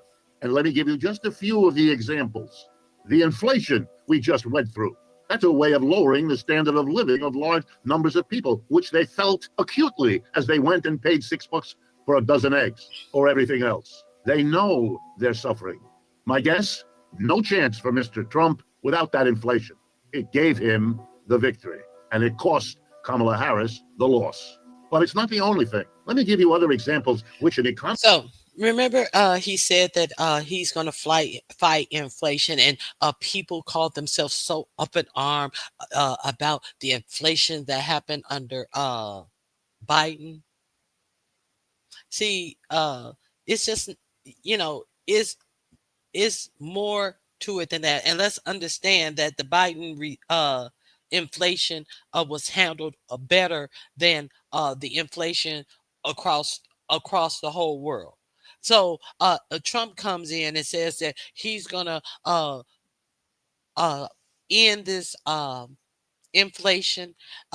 He talked about taking down the price of groceries, but once he got elected, he said, "Oh, I don't know if I can do that." And had what of all of these executive orders, which executive order was aimed at cutting inflation, cutting grocery bills? Which one of these executive orders? We already understand that he's instead of taking prices down for you, he's sending these planes to Mexico and Colombia at a far at a exorbitant expense to the United States to placate and to make it appear like he's doing something, and those planes weren't even allowed to land. So he's spending a whole lot of money to making you think that he's doing something for the United States.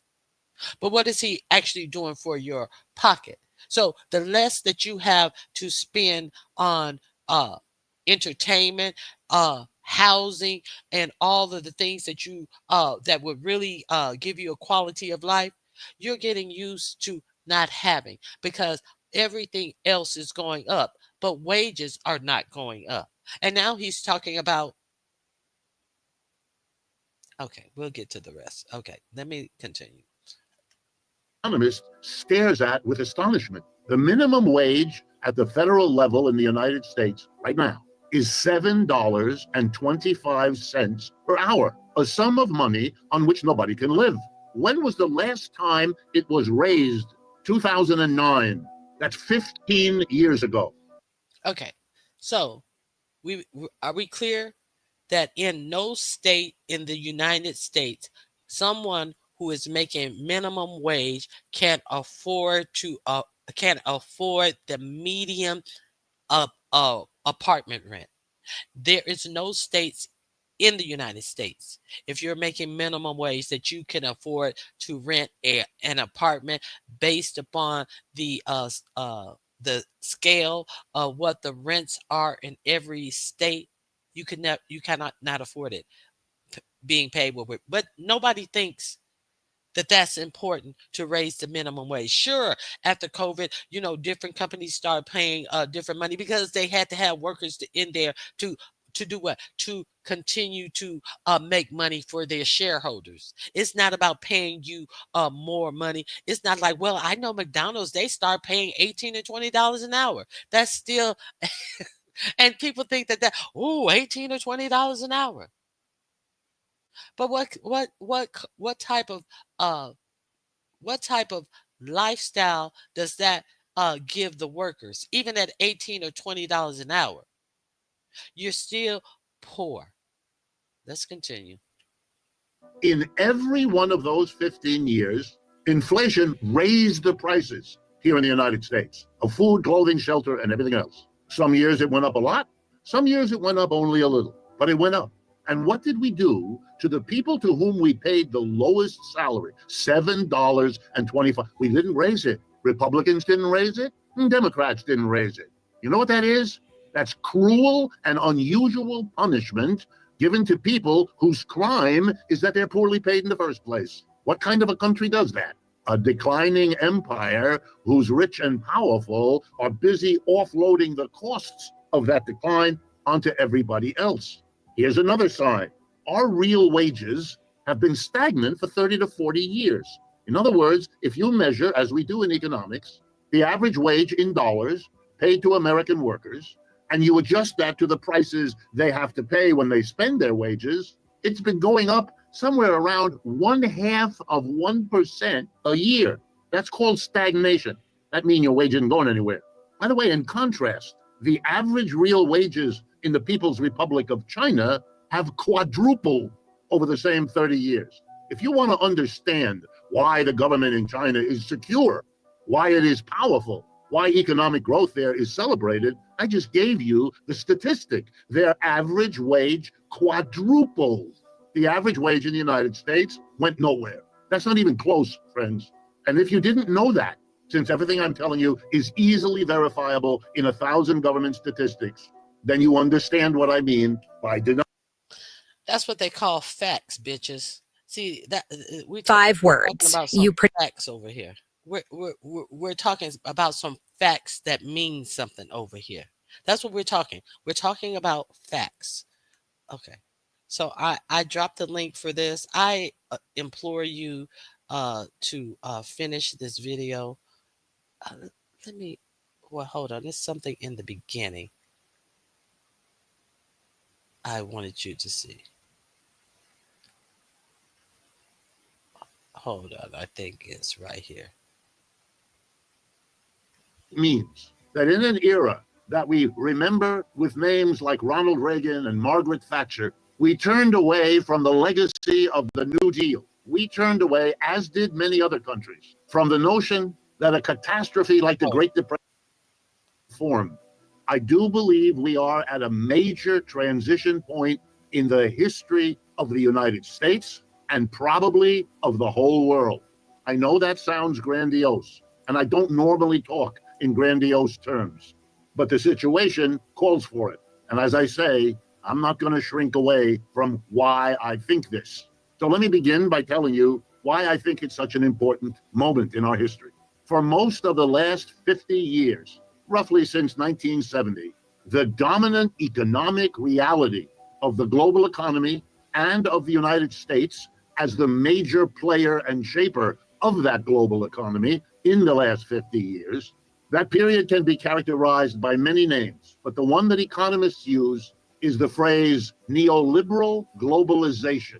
And here's what it means, that in an era that we remember with names like Ronald Reagan and Margaret Thatcher, we turned away from the legacy of the New Deal. We turned away, as did many other countries, from the notion that a catastrophe like the Great Depression of the 1930s required that government play a major role in keeping capitalism tolerable for the mass of people. Remember what we did in the 19.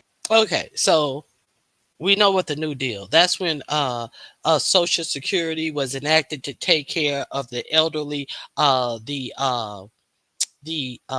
disabled people who would not be able to work, to a safety net for the poor. Now, with the richest man in the country being in the Oval Office with 45, 47, they are talking about making cuts to all of these things.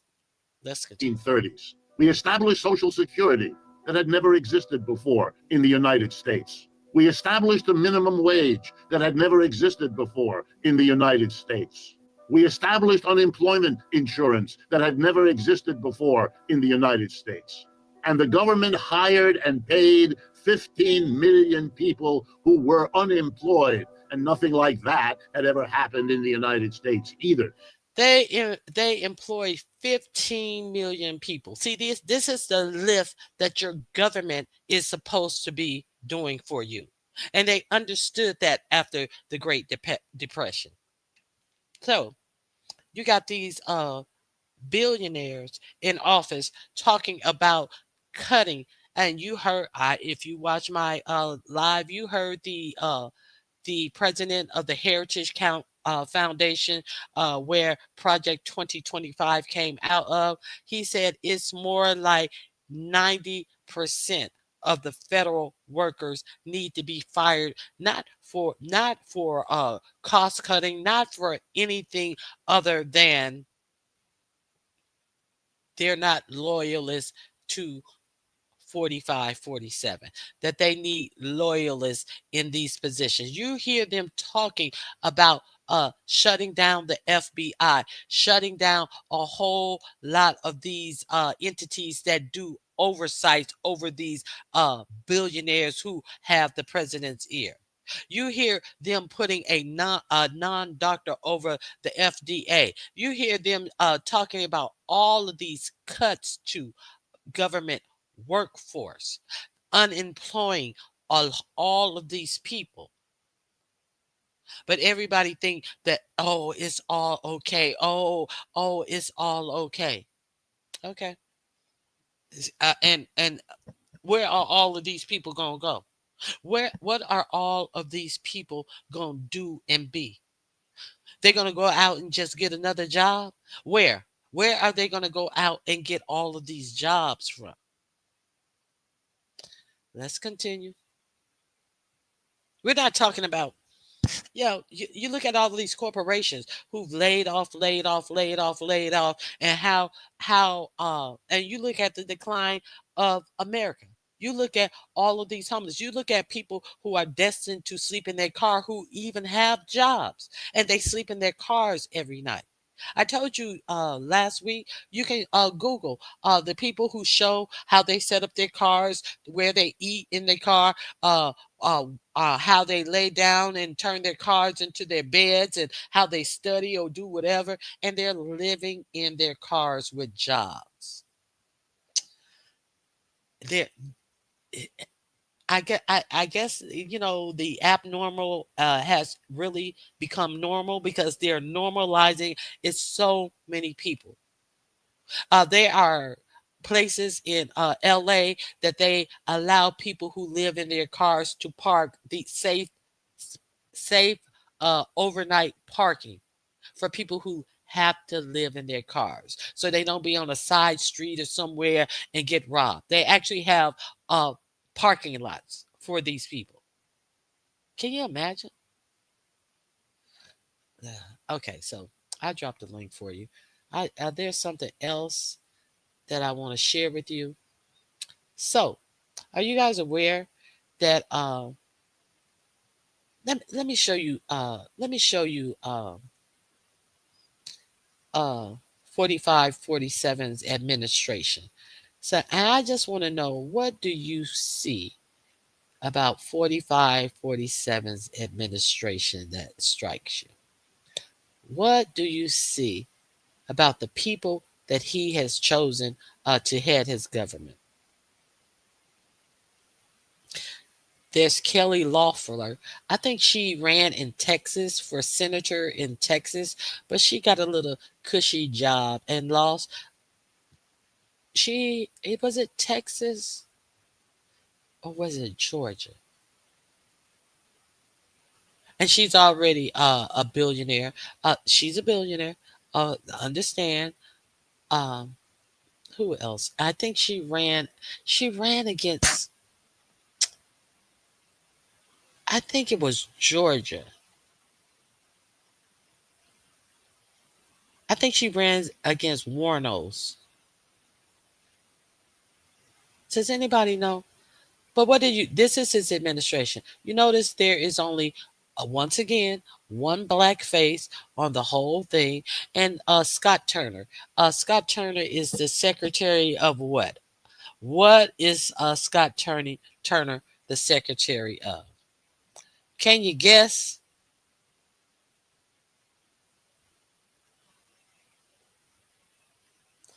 Don't forget, a making of the U.S. theocracy. Trumpnomics. Good morning, Kathy G. Can you guess what the one black man is over? They are mainly white and rich. He has one black person on there, Miss Douglas. Grand Rising, Nappy Child. Of course, Nappy Child. Of course. Ding, ding, ding, ding, ding. Much kind of like Ben Carson that he had over Hood. Of course, he's over Hood. Let's talk about Hood. Do you understand that it is estimated that they are about to get rid of Hood in its entirety? Not Hood, Section 8. There are talks that they are about to end Section 8 nationwide. So, do you think that there's going to be a big uproar? Roar? Do you think that they are going to talk about all the waste, fraud, and abuse that is going on in Section 8 as they have just uh, put somebody over the largest budget in the United States who couldn't manage the budget of these small veteran companies that he was over, to the point where they had to have forensic um, accountants come in and correct and see what was going on with the books. But now Pete Hedgewich is over $850 billion budget because everybody's being hired on merit. Uh, uh, we must end DEI because of merit, and we want to make sure that people have merit to be in their jobs. A meritocracy. They don't want DEI because, hey, we want to make sure that the people are qualified who have these jobs. Let's be clear. Yes, she ran against Warnock. Thank you, Dr. Soapy.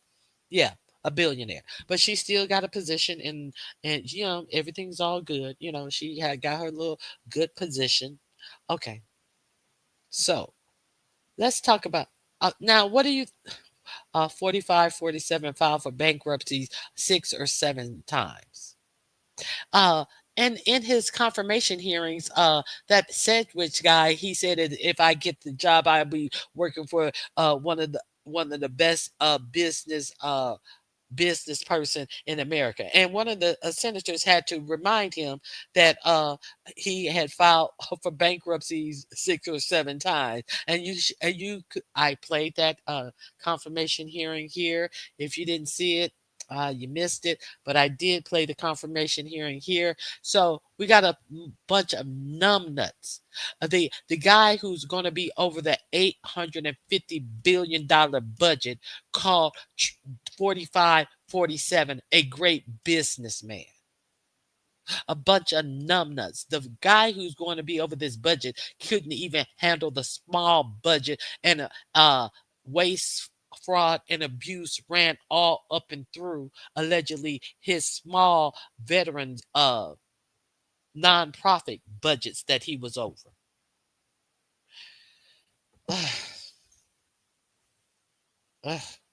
Let's talk about HUD. What's gonna happen when if and in they ends in HUD? What do you think is gonna happen if in not HUD, Section 8 particularly? I guess the black folks that voted for him is rich. No, they're not rich. So you have all of these people talking about the goodness of Trump. Uppity, uppity is talking all of this Trump shit. So do we think that Uppity even got up to vote? She barely gets up to take her kid to school. So we are to think that she voted. No, she wants to act and appear as one of these unicorn Negroes. Yeah, Trump, but has absolutely no reasoning behind any of the things that she says about Trump. Bitch, you were toothless prior to Trump. You sat on your ass and you wouldn't even get up and get your Medicaid dentures like Lady Nika. At least she wouldn't got her Medicaid dentures. You wouldn't even get up and get your Medicaid dentures. But it seems like you're gonna have more on your hands to worry about. Since Section 8 is about to end, let's don't believe me? Let's look at the facts. Black power. Let's look at the facts. Okay, here we go. Black power, bitches. So meaning that you may have one or more persons in the household that are. So I'm going to go down a list here so we can get straight to the facts. And it's important to keep in mind the information that has been released and what is planned and what actually happens may very much be two different stories. Okay. But if there's any American president that has ever taken office that I tend to believe when he says something, he's going to do something, it would definitely be Mr. Trump. Okay. So according to the plan in play for 2025, and another thing I want to mention before I get into this plan is I don't have any political affiliation. I'm not even so much as voted for a lunch lady. So I don't care either way whether or not Mr. Trump is the president or not. Okay. No different than Sleepy Joe or whether or not it had been another person or another woman or whatsoever. Okay. So this is just the information based on their own agenda. And there's no other fire and spice to it. So what he's telling you is that he's not beholden to any party. He's just giving you the information. This is just the information. So let's go. So according to the Project 2025, proposes to radically restructure and dilute or altogether dismantle and privatize multiple federal agencies. And the primary one would be the Department of Housing and Urban Development. So they want to dissolve the entire HUD system and place it under the Housing of Finance. Okay. But that's not the bigger part of the deal. And the policies will remove the rights and protections of immigrants, women, elderly, the vulnerable, the homeless, the marginalized, and veterans and seniors. And it does it by virtue of the plan itself. Now, it's important to keep in mind here is you'll understand why that's suggested here in a minute. So they want to basically get rid of all vouchers. No more Section 8. We're going to give tax credits strictly to the big builders, and the builders can build whatever they want if you can't afford to live there under tax credit circumstances, which is the income tax programs that run for low-income housing. If they decide not to build it, then you simply have nothing. Okay.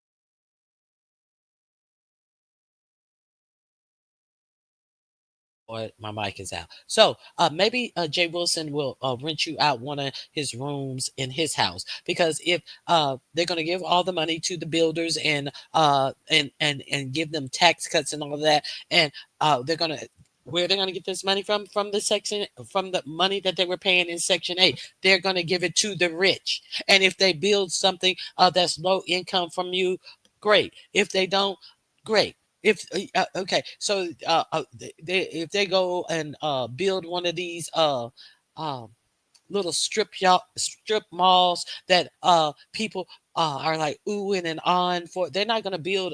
You will not see the United States. You saw China.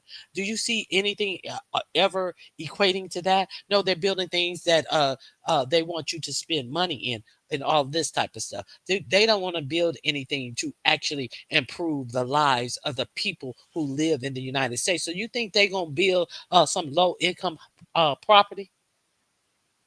No, they're looking for a return on their investment, a quick return from their investment where they got all this free welfare from the government. Forget giving welfare to people who are poor. No, they're going to give it to the rich. You think they're going to build something for you guys? Okay, let's continue.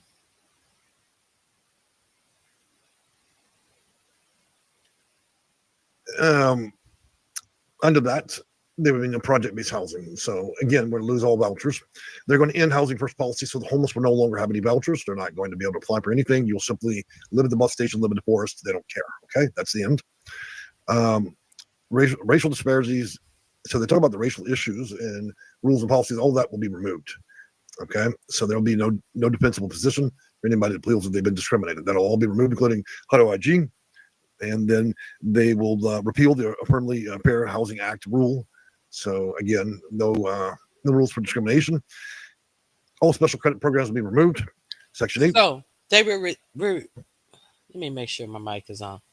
They will remove all discrimination policies. So if you actually find a place to live, and if they decide not to rent from you, you will not be able to file action based upon discrimination, even if it's actually discrimination, because they're going to remove the rules about housing discrimination. Are we clear on what we're talking about? I talked about Woodrow Wilson a little bit.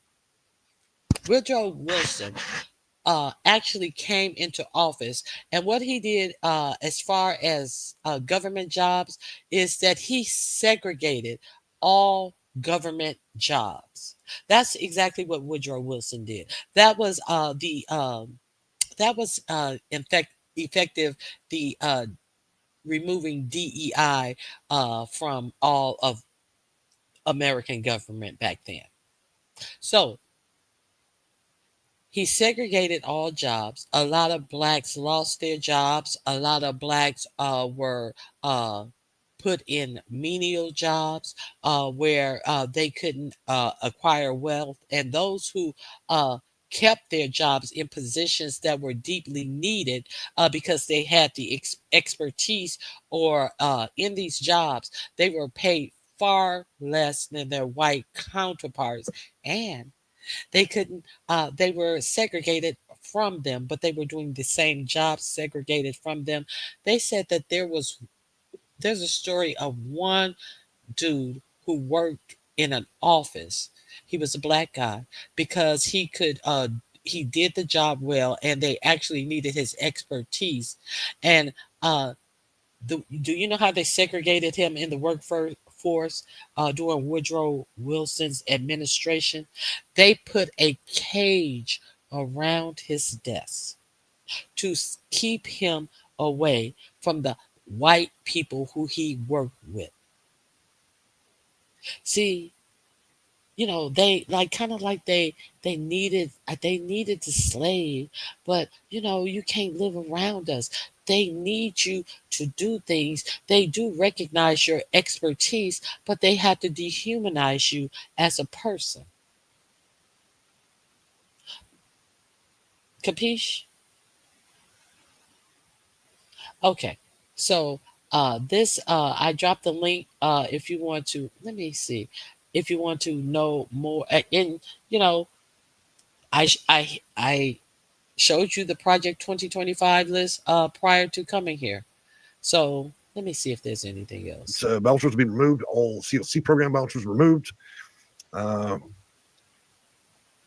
Also, those of you that have a mixed household, meaning that you may have one or more persons in the household that are illegal in the country or legal. So let's say I am an American and I marry someone. Well, they may ask request whatever rents they want. So it will be only for the wealthy, poor income. So if you have a really big Social Security check around $3,000, you'll likely be able to move one of these fabulous properties in Miami Beach. They would call suspiciously a local property. So why do I state this in a very glaring way? Because this is the Project 2025 specifically for HUD. They want to get rid of it. They want to get rid of the agency, the rules, all of it. Apparently, the project doesn't like that. Okay, Project 25 wants to get rid of HUD, the agencies, the rules, and all of it. Of course. Why do you think they have a black man over HUD? Because they plan to get rid of that whole administration and everything about HUD. So that means that they also will want to get rid of the person who is over HUD. So let's give the job to a black man, because we're in the business of putting black people out of jobs. Are we clear?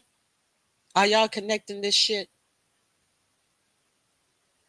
So do you think that he got a grand job in the 47's administration? No, because they want to get rid of everything that this job represents.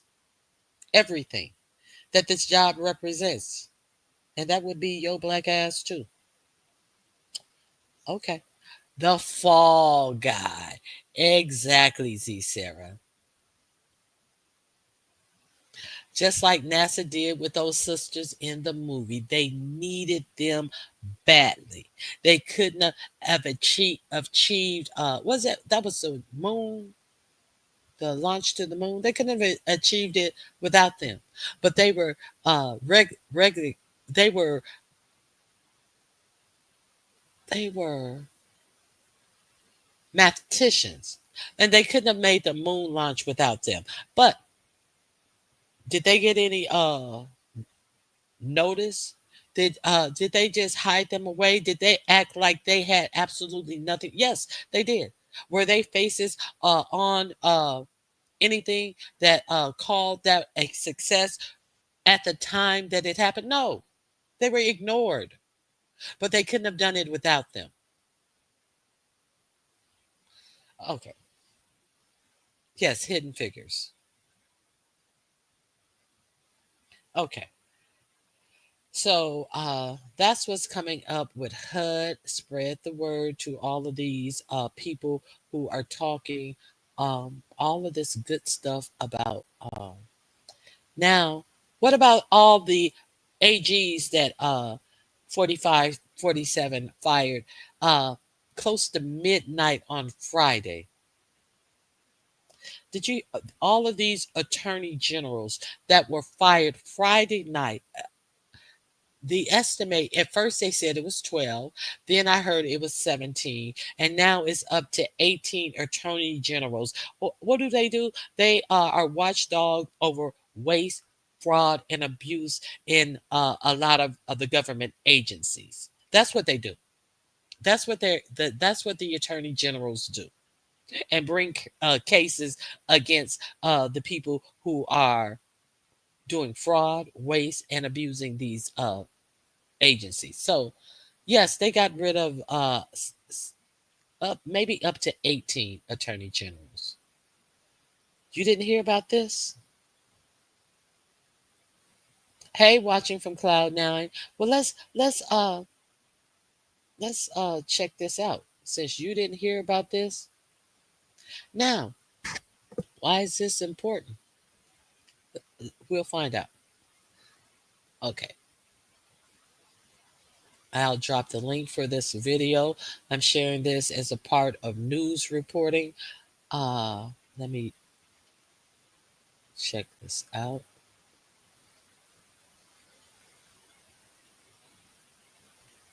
Inspectors General in a Friday night termination. Donald Trump has just fired 12 inspectors general in a Friday night termination massacre. a late night purge just unfolded. And this happened moments after Pete Hegseth was confirmed as Secretary of Defense when Vice President. Let's be clear. The attorney generals are the watchdog over Pete Hegseth's position as well.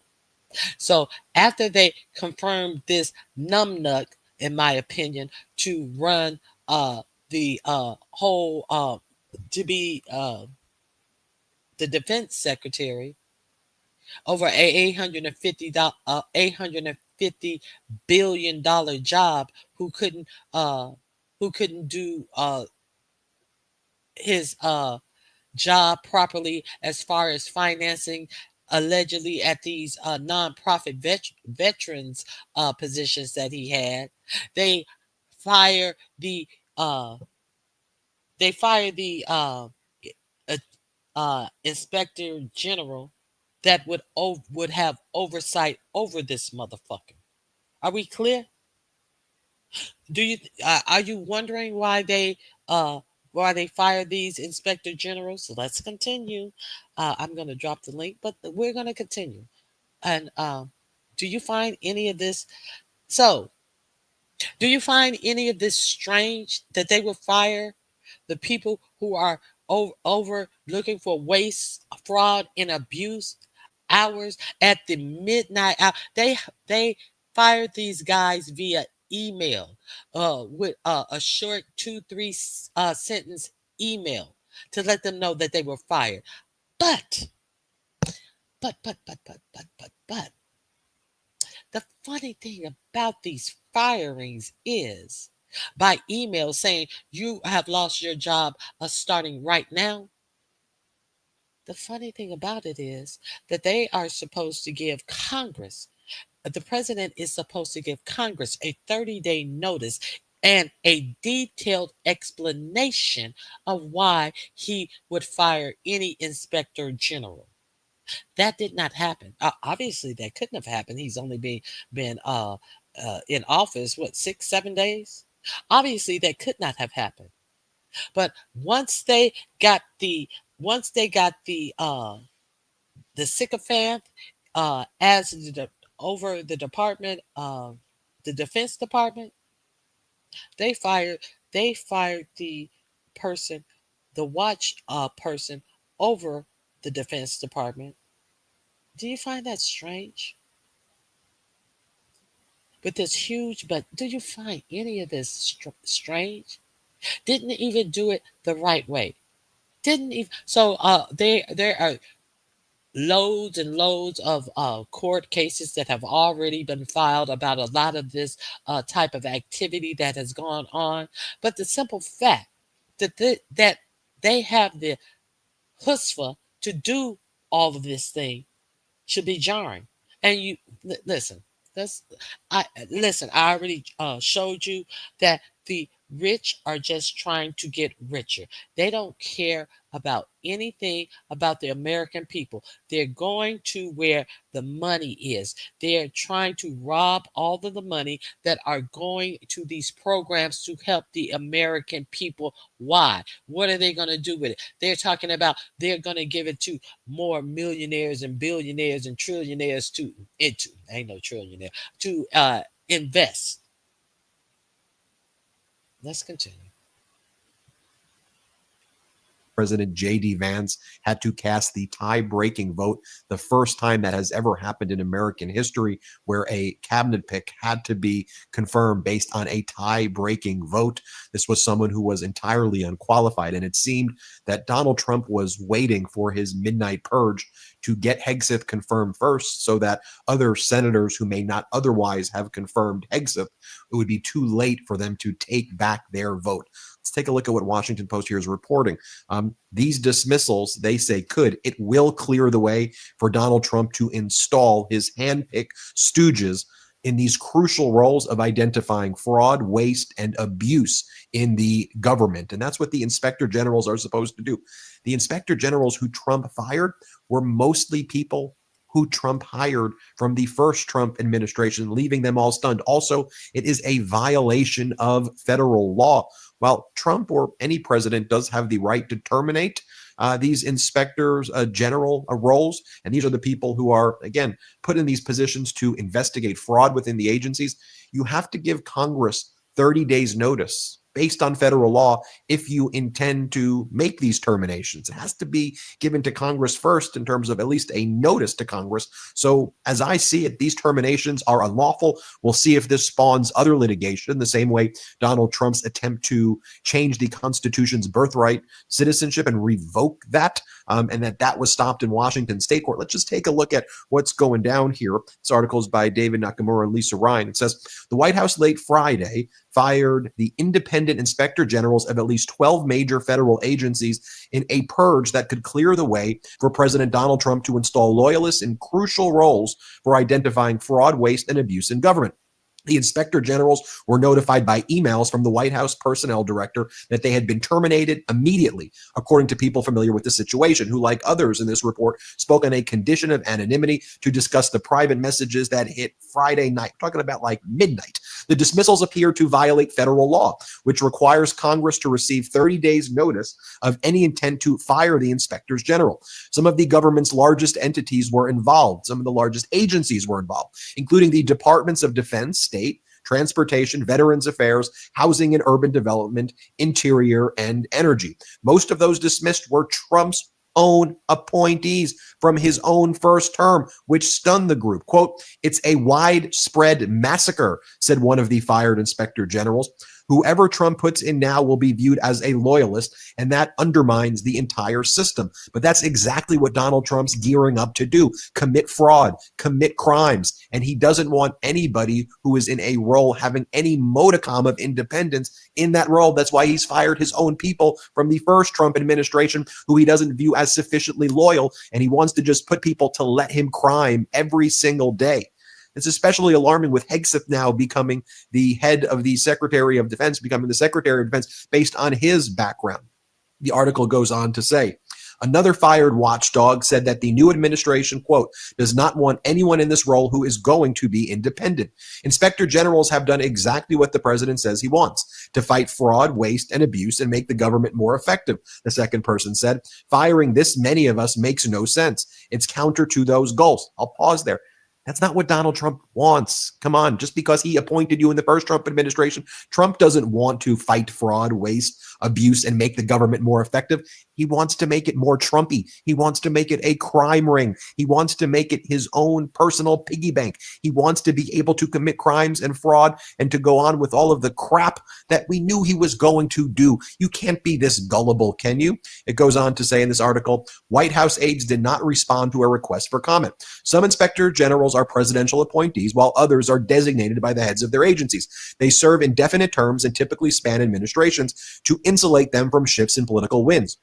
A president can remove them, but must notify both chambers of Congress in advance. During his first term, Trump fired 5 inspector generals in less than 2 months in 2020, including at the State Department, whose inspector general had played a minor role in the president's impeachment proceedings and had begun investigating alleged misconduct by then Secretary of State Mike Pompeo. Some lawmakers criticized the move as a retaliatory purge. Inspectors general are designated to act as watchdogs in federal agencies with investigatory powers to look into allegations of waste, fraud, and abuse. Before the firings, there were 74 inspector generals across the federal government, some with large staffs numbering in the thousands. The news left some employees in the offices, quote, "absolutely shocked," said one senior executive in an inspector general's office who was not authorized to speak on the record. "This is totally unprecedented. It's what we were fearing. There was noise during the transition about him doing this, and some statements made during his campaign by Trump's aide," the executive said. Now, Politico had put out a story earlier, though, talking about how Donald Trump was likely going to do this or could do this. But one of the things that they were saying in this article was that people like Chuck Grassley were defending inspector generals. And so the timing of this is very suspicious. As Kyle Cheney writes, law passed in 2022 requires 30-day notice to Congress with justification for firing inspector generals. So Trump violated federal law here. Last year, Chuck Grassley, Senator Grassley, MAGA Republican Grassley, hit Biden for, quote, "complying with this law, but not providing a detailed enough explanation" when Biden went about doing this. As Josh Gerstein puts it, he goes, "Curious that word of Trump's firing inspector generals came hours after the razor-close Senate vote on Hegseth.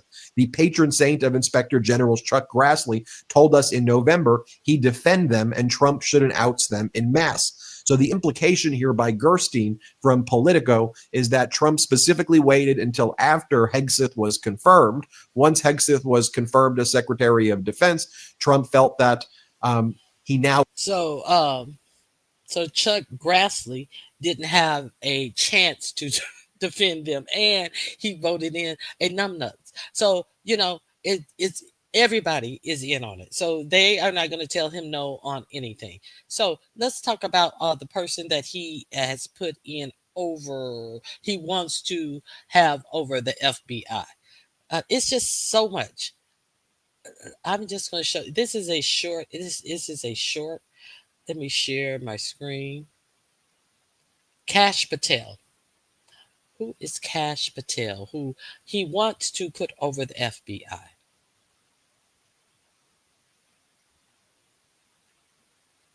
Let me share this right quick. Okay.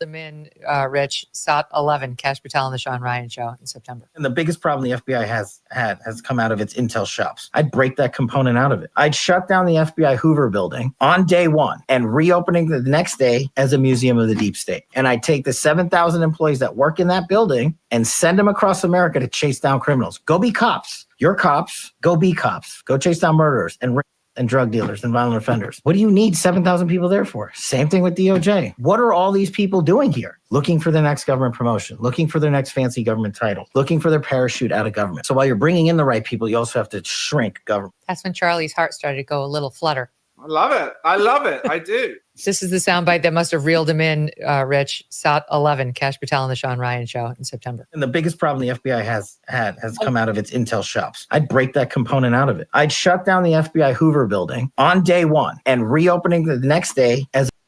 So everybody is waiting on their next big promotion. And he wants the biggest promotion. So the working people are wrong for working, doing a good job, and being promoted in the agencies that they work. But you guys are just lazy. You are just waiting on your next promotion.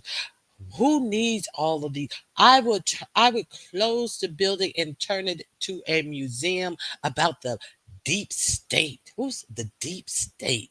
The FBI had the audacity to come and do a raid on Mar-a-Lago.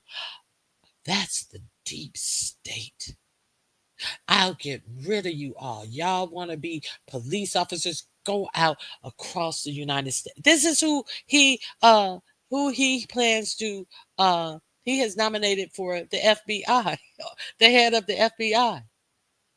And his own guy, like they said in the last video I shared with you, he got rid of his own people from the last administration. Who is the head of FBI right now? Christopher Wray. Who is Christopher Wray? That is who Trump put into the FBI his last term. His last term, and how long is a term for the FBI? It's 10 years. So his 10-year term is not even up. But he plans to replace his own FBI chair with this dude. What do y'all think about this? What do y'all think about this? I mean, is this ignorance? Is this we're gonna get rid of all these people? We're getting rid of. We're cutting. We're slashing. What are they cutting and slashing? They're cutting and slashing y'all jobs while they're talking about how you are lazy, how you don't want to do nothing, how everything is about you. It's your fault. So even if you're working, it's your fault. We're gonna get rid of your job. It's you.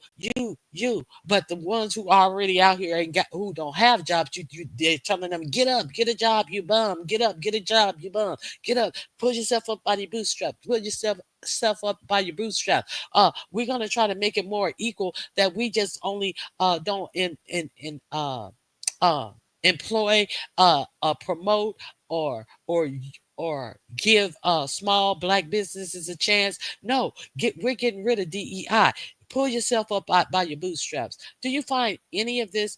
And the reason why I brought in that brick situation to let you see how much of a strong power these nations are above the G7, how such of a strong power they are sticking together.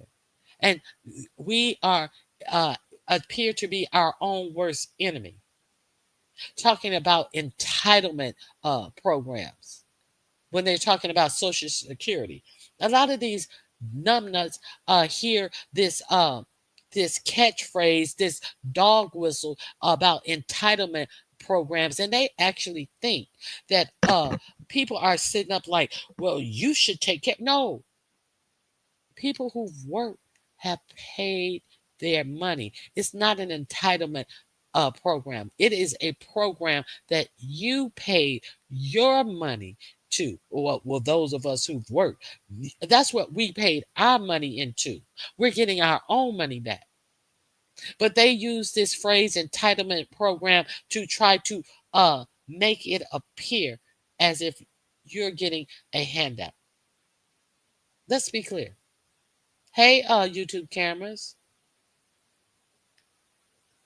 YouTube cameras. Girl, I saw how Jay Dunn was trying to hem you up yesterday. YouTube camera said, I ain't going, Jay Dunn.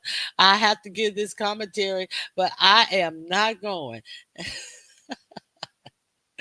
Oh my God. That shit was exactly. Exactly.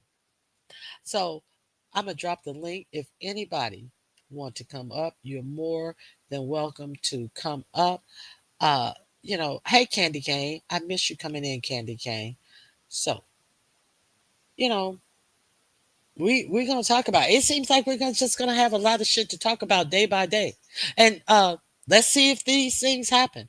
Let's see what exactly is gonna happen. See, because that video with Mike Wolf, the economist that I gave you, I dropped the link earlier.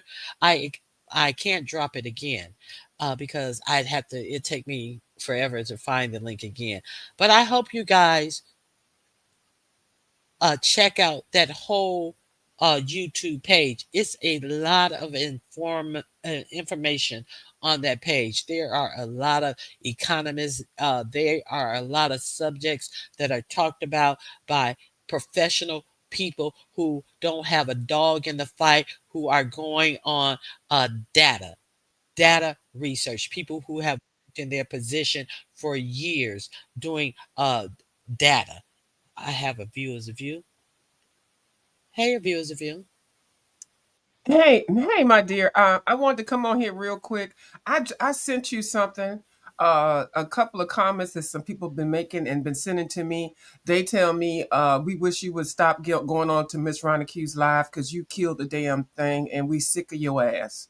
Okay. So anyway, I sent those to you just for reference points. Because every time I get on here, I feel like, nobody wants me on here. But Miss Ronnie Q lets me up here. You're more than welcome. You Well, are thank more you. than welcome. Fuck them So motherfuckers. Fuck fuck them them motherfuckers. bitches. Yeah, listen, But go ahead. uh-huh. Go ahead. But I did want to come on here really to say something that not about what you just talked about, but I did type it in your chat.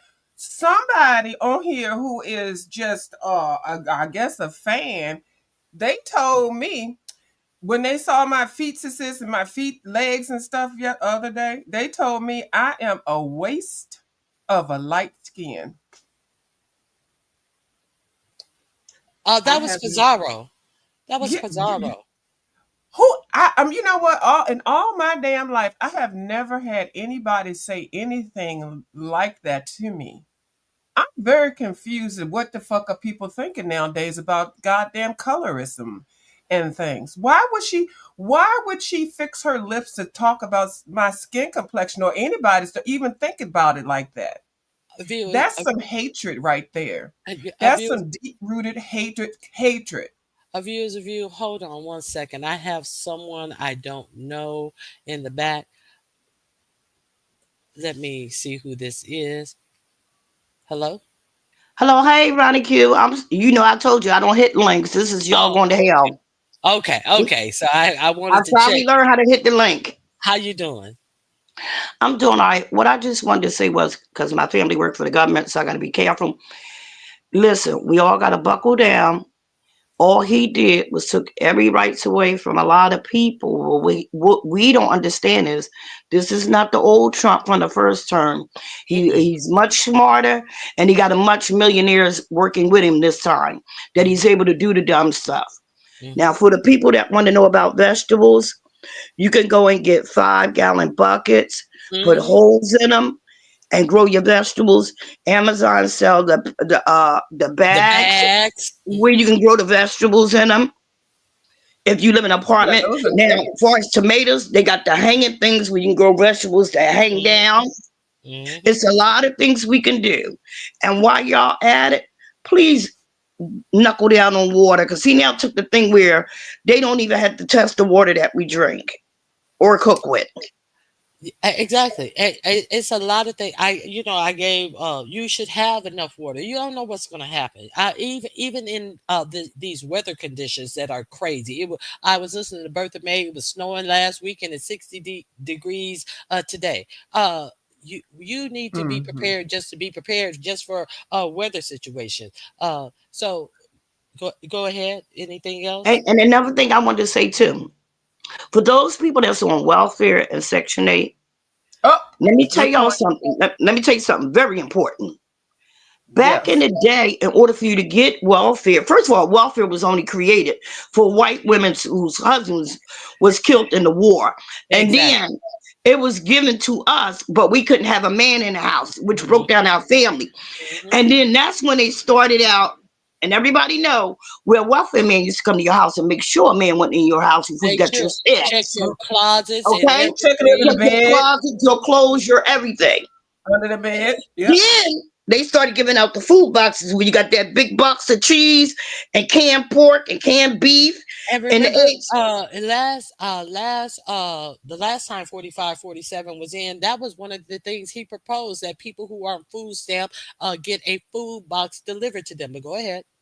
But actually, at that time when he did that, I was in the South Carolinas, and in one little small town, they did an example of that, and the food wasn't enough to feed the people. Of course it No. Oh, was. they did try that. His last term.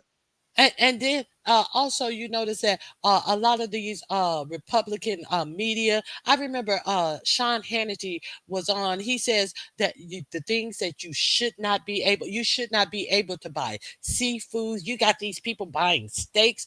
Yeah. Why are you policing what people are buying? They are so indignant. You should not be able to eat like us. Sean Hannity actually said, "How come they don't buy beans? They should only be allowed to buy beans, this, that, and the other." Then somebody looked at him. He said, "What's wrong with beans? I ate beans growing up, but what you don't eat beans today. But you're saying what other people should be relegated to only being able to purchase if they're on food stamps. But you Understand?" know what? In our state that did pass, in our state that did pass, you cannot buy cooked seafood, steaks, Mm-hmm. or anything on food stamps. It did And pass in some and they states. yeah, because that is the push for it. I just want people to understand. People are really trying to separate themselves from the poor, but they don't want to do anything for the poor. All of these programs that would uplift them, they are snatching away. And people who are just sitting up there comfortable, this is going to be taken care of. That's no. These things are about to stop being taken care of. And what I was mentioning with the lady, with the pork and bean lady, or whatever her name is, Pizarro lady. If you are a Section 8 lady or a food stamp queen, which you seem to be proud to be, you worried about who light skinned or who dark skinned, bitch. You need to be worried about more important things. Weren't you the one, Pizarro, that said that you didn't vote and fuck voting and fuck y'all people that are voting and things? See how shit's gonna bite you in the motherfucking ass, bitch? That's what I was coming on here to say. I'm glad. Hi, oh y'all, I love you. I love you when you comment in the chat. That's what I was coming back to double back with. You came over here and said, "Oh, don't y'all vote and fuck this and that," talking about anybody that's speaking about anything political. But right now, the things that you are bragging about, I get my food stamps, I got my housing, I got all this shit. You Tesla driving motherfucking thick throat looking bitch, girl. We cannot wait And for your that's demise. the other read that you thought that it was you thought it was a flex to lie that you Yeah. were driving a Tesla, and you look at the Tesla guy is a bigger welfare queen than you are. But How about that? he is the richest man in the world. But he's a welfare queen, getting all of his money, all of this money from the United States government, and manipulating 45, 47 to do things that 45 and 47 can't even get Congress to pass. In that continuing resolution, who got what they wanted? Did 45, 47 get the debt ceiling suspended like he wanted? No, he didn't. But Musk got that thing that he wanted regarding doing business in China. He got what he wanted, but 45, 47 didn't even get what he wanted. He goddamn president. So make it make Listen, sense. Make that make sense. and see, the only good thing about it is we always know how to struggle and make it through. The people that never had to struggle, they're the ones going to really suffer harder than us. We already know how to make it do what it do. But Because we grew up that way. But do you think that some of it has gotten lost? Sometimes in the 80s when it got good, when money was on the street and people, people in essence really didn't have to you know how they say nigger rig shit and make it do what it do, make it work and shit. There was a time when I think people got removed of that, and what that wasn't taught to them. They thought that everything was always gonna be good and gravy and stuff. So like the vegetables, like the planting and all this type of stuff. You came on here giving information because you know that this information is needed. A lot of people would not know how to take care of themselves to survive, is my point. So we have to give each other information. Now, the first question was, what do you think about all of these people who were big up in 45, 47, and are now trying to coalesce around each other? I say I don't want to down people finally getting their heads out of their ass and coming together, but you're gonna have people who are coming together to leech off of you. You know how they had slaves that would go back and tell master what y'all was doing. Master don't want you to do no better. There was also, I wanted to talk about these. What do you think about these pardons of, they just pardoned these two officers in DC who was chasing a guy because he didn't have a motorcycle helmet on, and they was chasing him fast and crazy in DC, and another car hit the man, unalived him. They turned off their body cams, and I think they planted evidence on him, and they changed positions, his body positions and all types of things, and they were in a prison for But trying see, to cover up but the crime, and he has pardoned these two officers. They were in jail for the crime because of chasing him like that, and for uh, uh, changing the evidence. So they now. I think what they are, Ronnie Q. I think what they are now is the new world order of the Ku Klux Klan. That has Of always course. happened. Now, And what happened? And uh, another thing is, go ahead. right? And another thing is, we only got certain states that have sundown states, Hmm. cities. If everybody know what I mean, which Right. means you need to be in your house before the sun go down. You need I to think be Right. it's out of going to that be, town before the sun go down. uh-huh, Whatever. I don't uh-huh, give a fuck where you at. yeah, You better not be there. Go ahead. and that means that it's going to grow again. Hmm. Because see, when he says make America great again and cut everything, that Hmm. means we supposed to work for them and shut up and don't be educated or know anything. Black But jobs. and Black. another thing, that's facts. And everybody can take it for what they were. This is just my opinion. When Trump got into office the first time, he didn't know what he was doing. Yes, y'all got the PPP loans, you got the stimulus, you got everything because he didn't know what he was doing.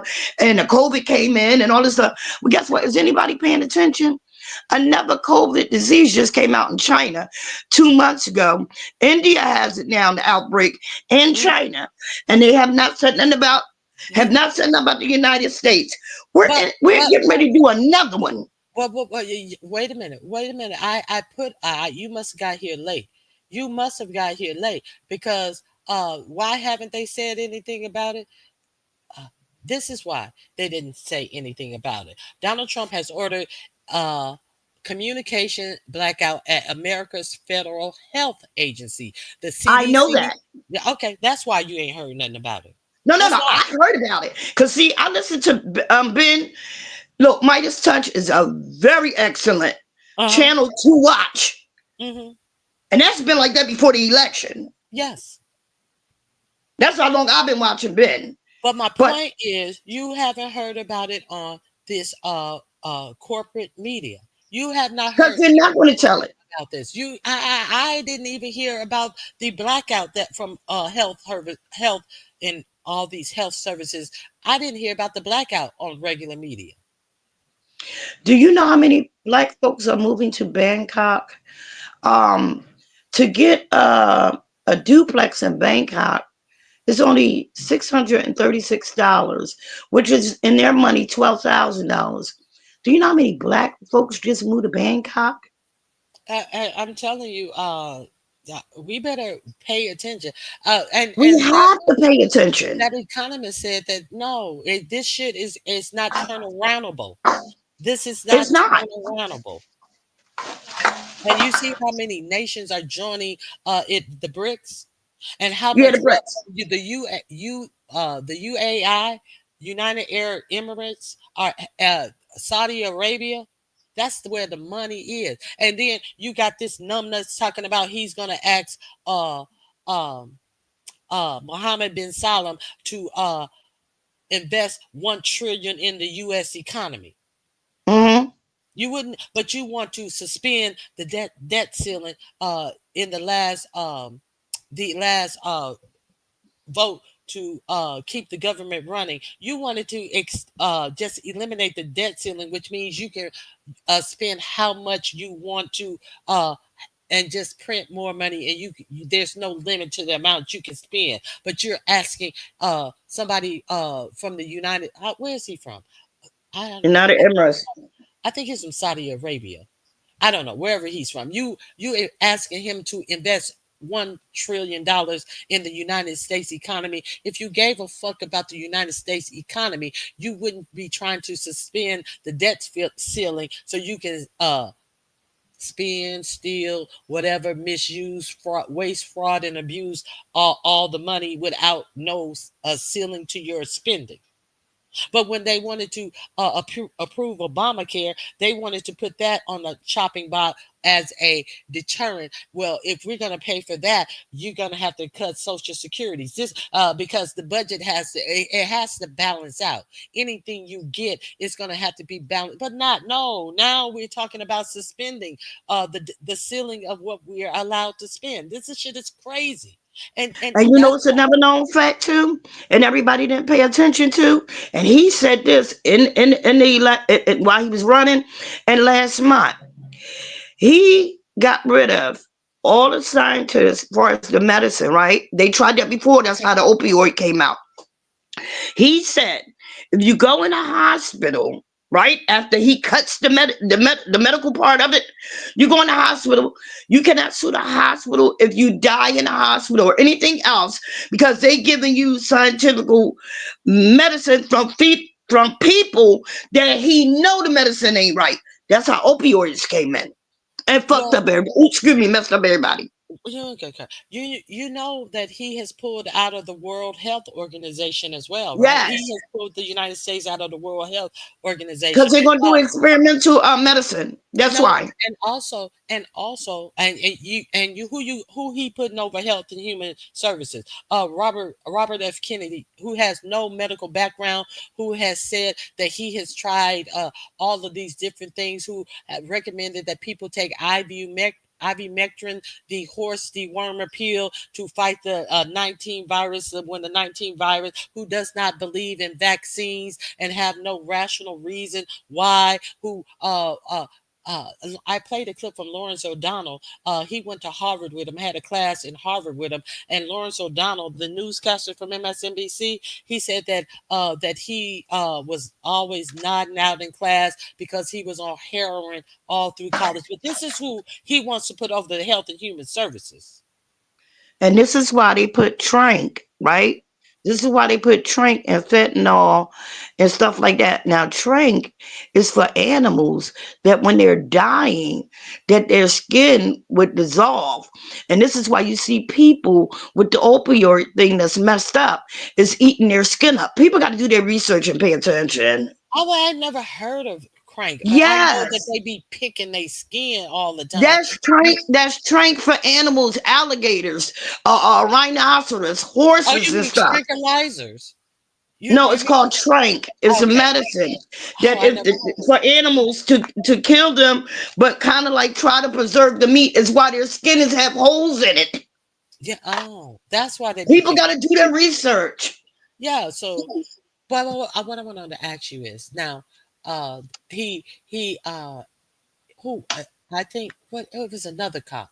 It was another cop that he gave a parole to. Oh man, it's skipping. He gave parole to the two cops in D.C. Another cop he gave parole to. Uh, Now, CC saying tranquilizer is short for trank is short for tranquilizer. Hmm. Now, And that's what the people. That's what the people on it, and it's putting it with the fentanyl and the opioid, and they become addicted to it, and it's eating their skin to the bone. You can see their flesh. right You can see now, their actual flesh. They're losing limbs in our state. now, so with these pardons, I want to see from the chat. Put a one in the chat if you think, or if you feel, or if you know that Derek Chauvin will be the next police officer who gets a pardon. Put a one in the chat if you think yes. Put a two in the chat if you think no. Derek Chauvin is the police officer who held his knee on George Floyd's neck. Put a one in the chat if you think he will get a pardon. And I think I'm thinking this pardon myself personally. I think is coming very soon. I think it's coming very soon. What And say did you you? notice something too, Ronnie Q? What? They have not talked about Steve Bannon and what's the other guy? Just oh my god, I just Elon came up with Musk? Roger Stone. No, Roger Oh, Stone. The Roger Stone. old people from the first beginning. You know they going to war with the Elon Musk and Yes. everybody. Hmm. It's a big time war. Who's going to run what? Who's going to do this and who's going to do that? That in itself is going to destroy the United States. We ain't got to worry about that because they going to fight over that and But destroy up everything. But I don't think that the only reason why Steve Bannon is mad because he doesn't have access. But Steve Bannon don't really have any weight because Steve Bannon is on this. He's representing the voters because in his first administration, that was one of the main questions he would ask: How would this play with my voters? But he don't give a fuck about his voters anymore. That's why I think that Steve Bannon is really just punching at the air because nobody is really paying him any attention. Trump can't gain anything else from his voters. Trump is about gaining his money right now. It's all about the money. So I don't think I understand that they're fighting, but the only thing Bannon has is the base, the base, the base. He don't give a fuck about his base anymore. Now, what do you think about Oh, one more last thing about these pardons. Okay, so most of you think that Chauvin would be released, get a pardon. I do as well.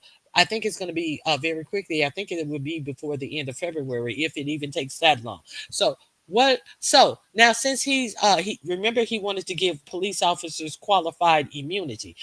Do you think that's coming down the pike as well, where they can do anything and they can never be sued personally? Qualified immunity is if you are able to get a suit against the city or the But that's actual always police been like that. He department. just making it justify for you to. He that's all. But they have to declare He's just if giving. the cop has qualified immunity, and most of the time they give them qualified immunity, but sometimes they don't. See, Chauvin didn't get qualified immunity. That's why he was able to be put in jail. These cops in DC, because if they don't get it, then they are able to do more with these cops who do this type of behavior. But he wants all cops to automatically have it. Now, as far as his qualified immunity, as far as these pardons go, one, if you think yes, two, if you think no. Put it in the chat. Do you think them five black cops who unalive that other black man, do you think they gonna get a pardon? Do you think those five black cops from Memphis gonna get a pardon? One for Mm, yes, two for no. What do you think? And can I hit you up with something else, Ronnie, before I leave? Give me your answer before I leave. What I think is certain people going to be part, certain people not. It all depends what state you live, and you know how Memphis is anyway. That's a No, but Sundance. the pardon is coming from Trump. The pardon is coming from the White House. Do you think that 45 and 47 is going to pardon them? You know what? If he do, it's to save face. So let me put it like this. But that's Yeah, how I feel. yeah, that's a good point. But Like for real. I don't think he's gonna pardon him. I don't even think That's they're why I say if he considering. do, if he do, it's just to save face. That's what I was That's saying. Like I got you. Now, what's your last thing you wanted to add? my last thing was, let me hit y'all something about this FEMA too that he cut off. That he tried to cut off. Yeah, he's trying to. Oh He my said that God. the states should be responsible for it. And do you know how much money that FEMA spends? Where the states gonna get all this money? They ain't gonna have the money. So therefore, whatever gets wiped out in a natural disaster, big investors You're can come done. in and wipe it You're up. done. And You're big done. and you ain't gonna have no money to rebuild, nothing. So but who's gonna have an opportunity? You look at all the fires. If he cut out FEMA and you let Pacific Palisades, Altadena, all Hollywood Hills, all of the and you don't get no FEMA relief, what does that mean? Opportunity for the rich man. And you know what he said about Gaza? He said that they should take all the people out of Gaza because that's beautiful prime uh, real estate. It's on the And he border. wants it. Yes, for developers, it could be some nice condos. It can be like what was it? Oh God, what was I forget what state they said it could be. It could be a new Morocco or something like that. Not maybe not Hmm. Morocco, but it can just be lovely, and the weather is so great. That's what he said about Gaza. Nothing about the people who were massacred in Gaza. Nothing. Well, see, that's the same as when Ivana and her husband took 3 billions from the Saudi to build an underground world that was already built by one of the people that they killed. And this is supposed to be an underground city where nobody can touch. Can't nobody get to it. People need to do their research. And this is why you see that his daughter is very quiet, her and her husband, because he didn't come forward and they want their money back too. They want their $3 billion back.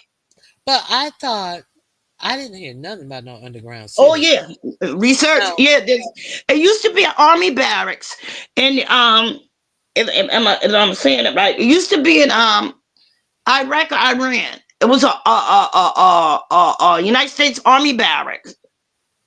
Yeah, and it was underground. Now I Yeah. know that he was supposedly doing some type of business, It and was supposed to be development. They supposed to turn into beach houses and townhouses. Absolutely. Yeah. he was supposed he hired most of his college friends and stuff. Those are that was his staff and the people who that he hired, and they had no record in this industry that they were working in. I forgot what industry, but then Jared Kushner was also one who said that uh He the one brokered the deal.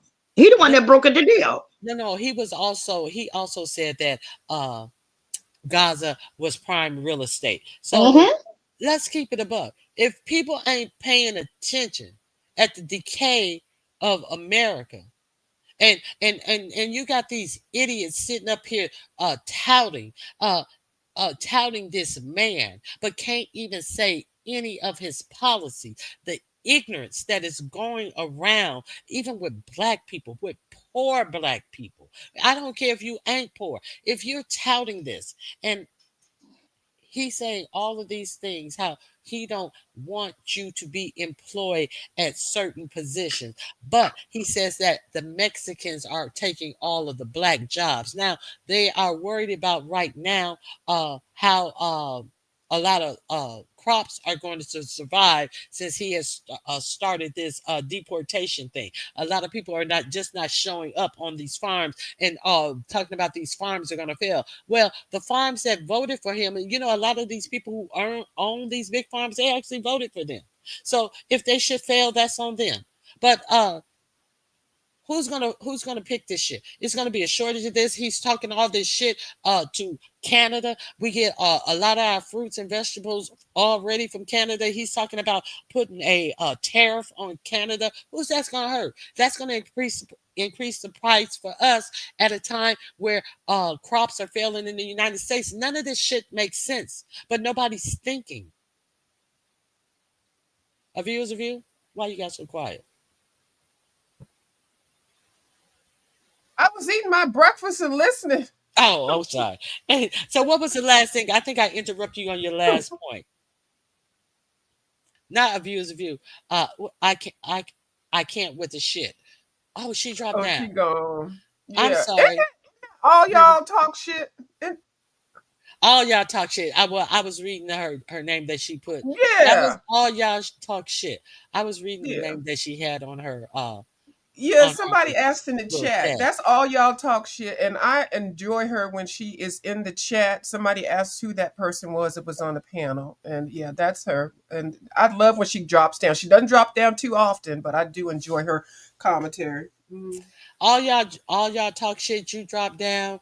I wanted to hear your last point, girl. But I be interrupting people. I be catching when I interrupt. But I wanted to go back and hear your last point.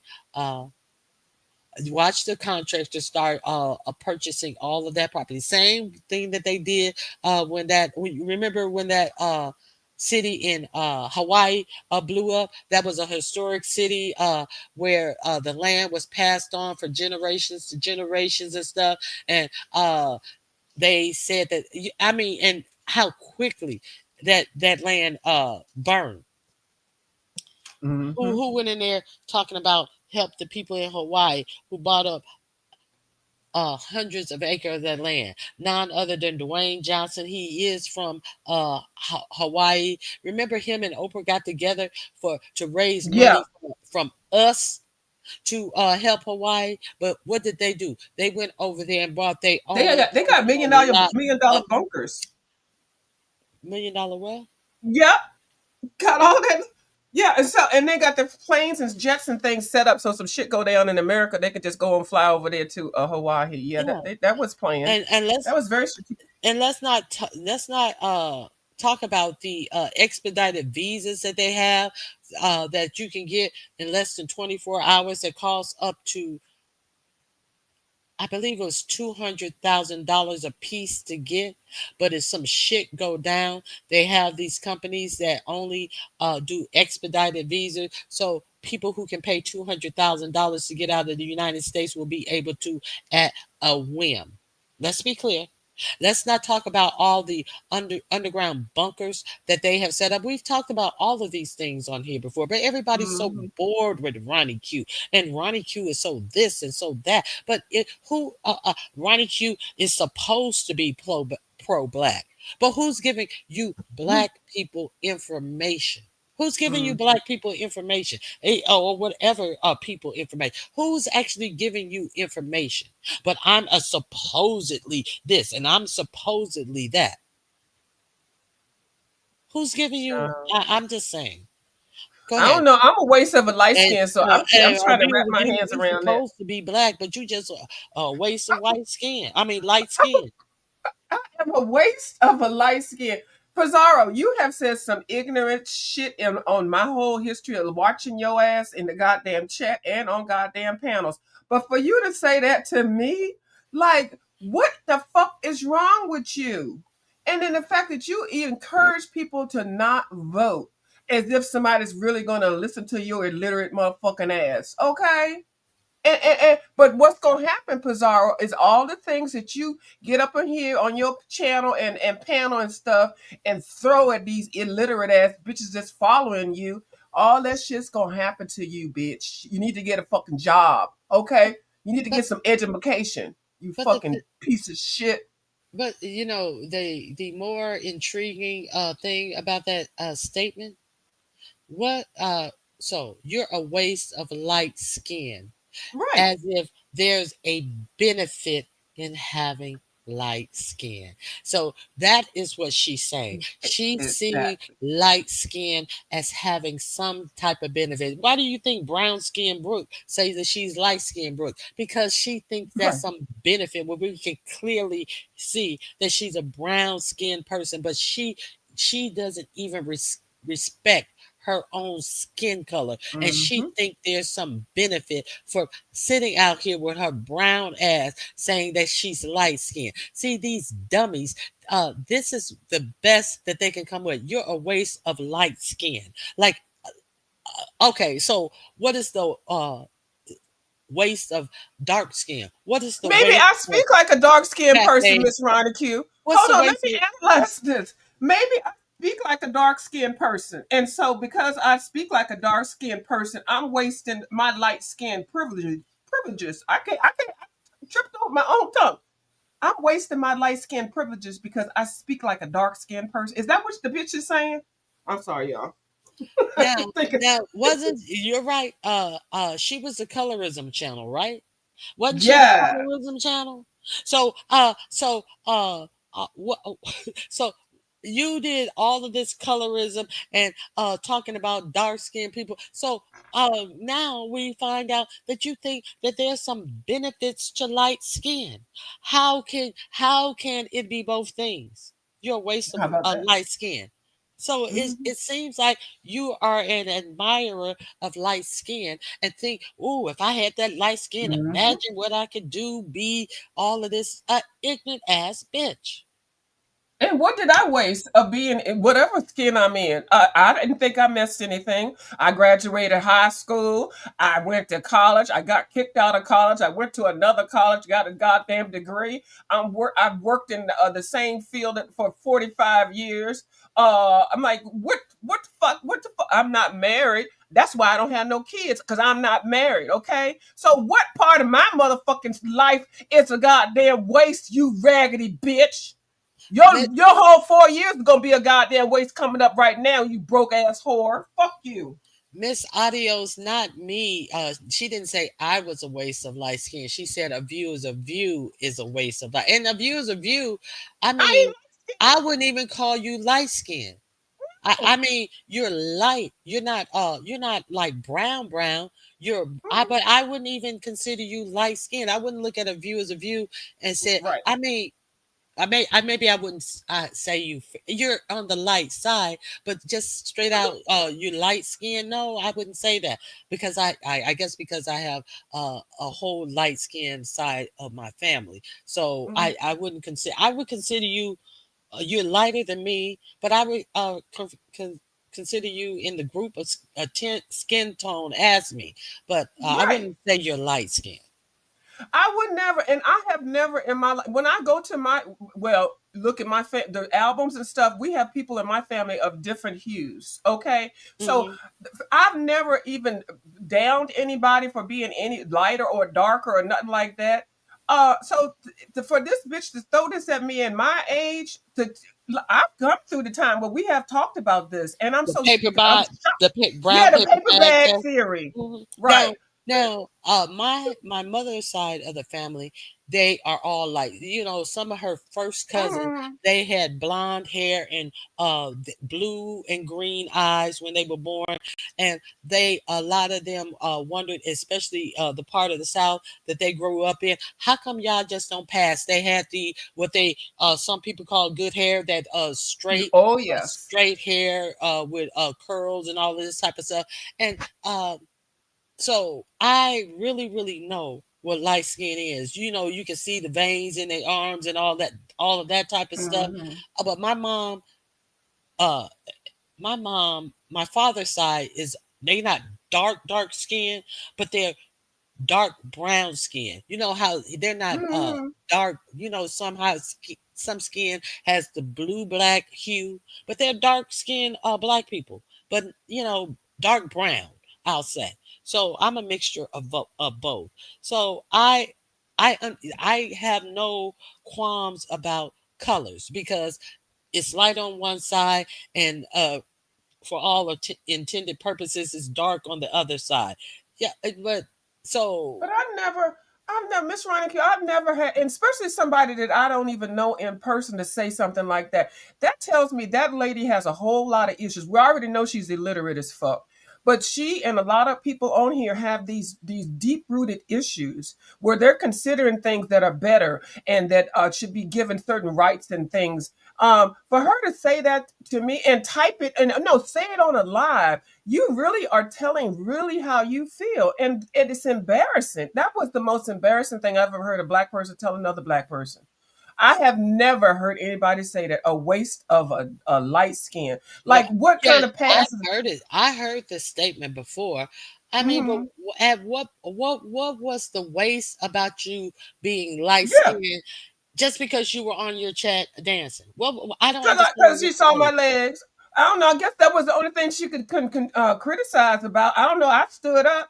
How about you standing up with your goddamn?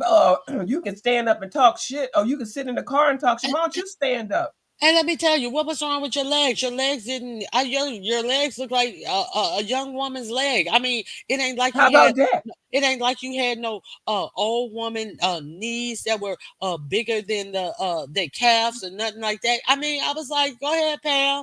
I mean, what And you was ain't wrong seen with my your? belly. Did y'all No, see I my did not belly? see your belly. Hanging to my knees. That's what you need to be talking about, Pizarro. You worrying about somebody's goddamn skin tone and shit. Worry about my motherfucking health. I could get up, I stand up, I walk around, I get out of the house, I exercise, I eat right. Worry about those kind of things. Thinking about people's skin tone is not something you need to be worried about in 2025, bitch. Exactly. I definitely agree. Now, Okay. Well, somebody said. yeah, thank you for letting me up. I ate my breakfast and talk my shit. Okay. Thank you, Miss Ronique. Thank you for coming up with you as a view. I'm sorry for hollering. No, there's no problem. Okay, bye. All right. You're always welcome, a view is a view. Fuck them hoes. Okay. So the link, let me hit the link one more time if anybody else.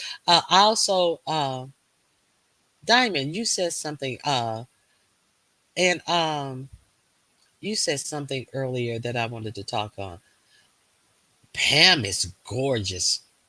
I got serious envy of her figure. Exactly. People can be a disgrace to themselves.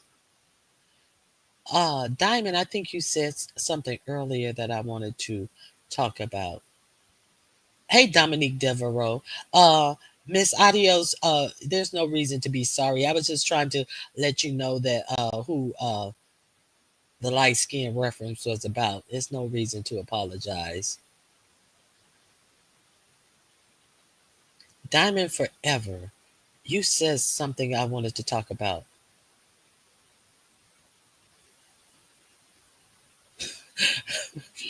Waste of white skin. That's the dumbest thing that I've ever heard your illiterate R say. Keep me blocked. Wait a minute. So I hope people don't sell their property as well. I definitely hope, especially the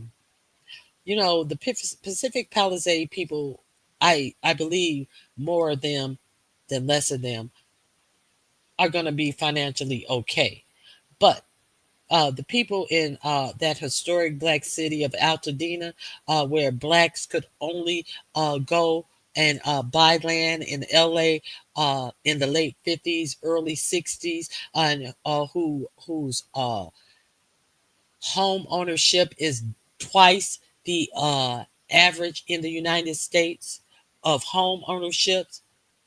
It's 81.2% of the black people who live there own these homes. See, I hope that they don't have to sell their properties. So this is what I wanted to talk to you about. That California fire just didn't happen. It was planned all along. Why would insurance company cancel policy? So I'm going to share this with you. I showed this sometime. I showed this to you when I was talking about the fires. Hold on.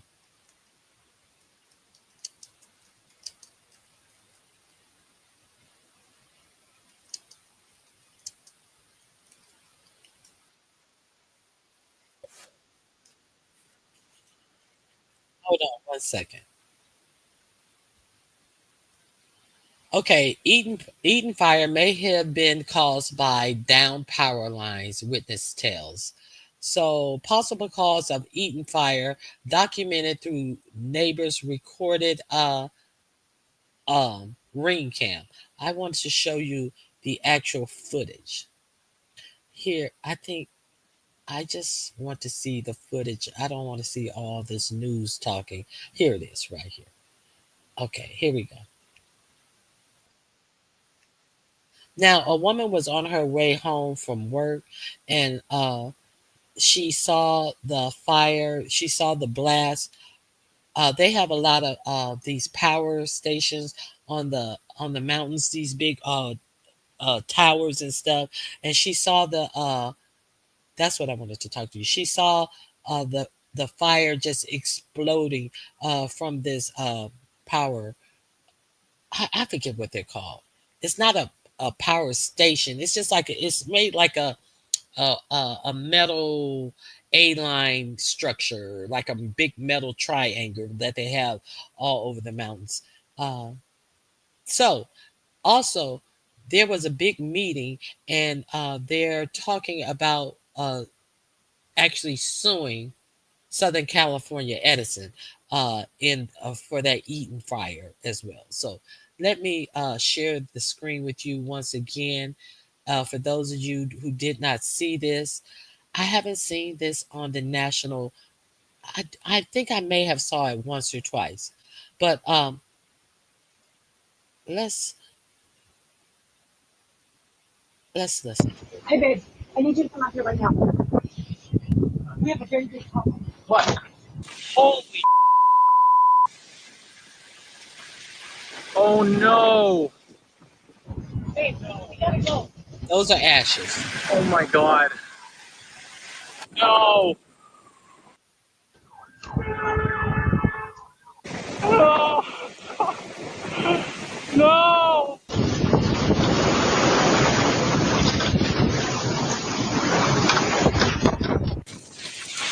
I'm gonna spray the roof. You still those embers? God. Please God. Please God save us. Save our house. Please.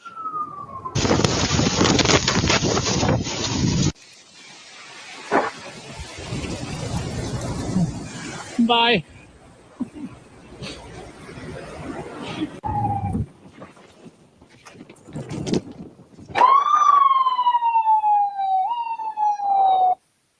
Oh no.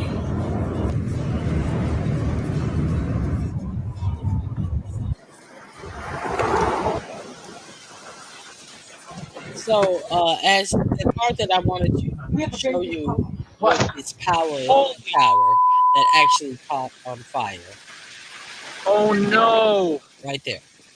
Hey, we gotta go. Okay, so I'll share that link with you guys. So there's actually a possible suit with Southern California Edison about this. So here's the link to that. A lot of people have not seen that. Like a transformer. Thank you, Z Sarah. Yes, thank you. I couldn't think of like what am I trying to say? Yes. Okay.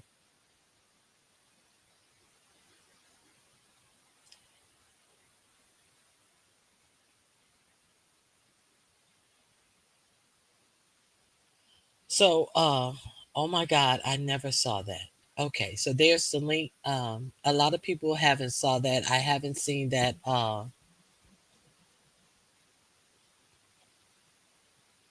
haven't seen that a lot on the regular news channels. I found that while doing some research about that. So I just wanted to give you that information about those fires.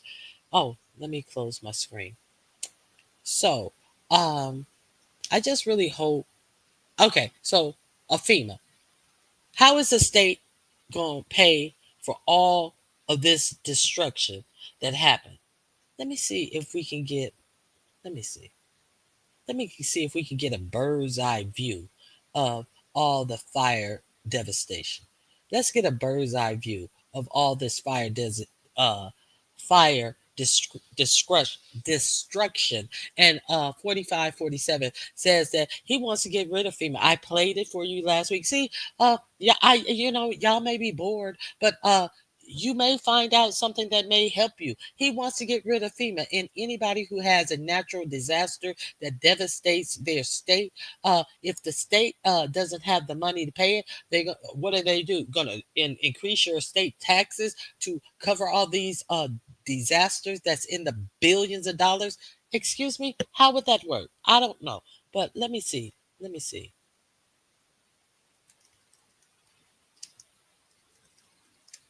Let me see.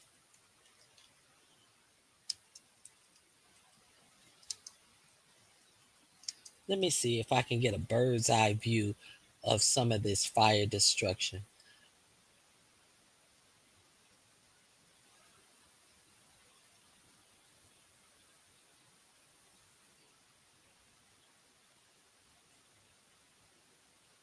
Let me see if this one's a good one.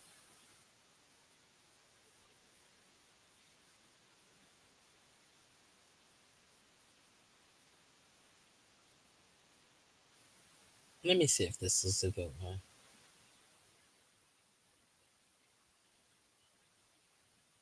Oh, and the person whose ring camera filmed that, uh, their house did survive. Let me see. Let me see. Let me see if that one wasn't a good one. This is a good one. This one is too far away. I want a close up shot. Well, maybe it's not too far away.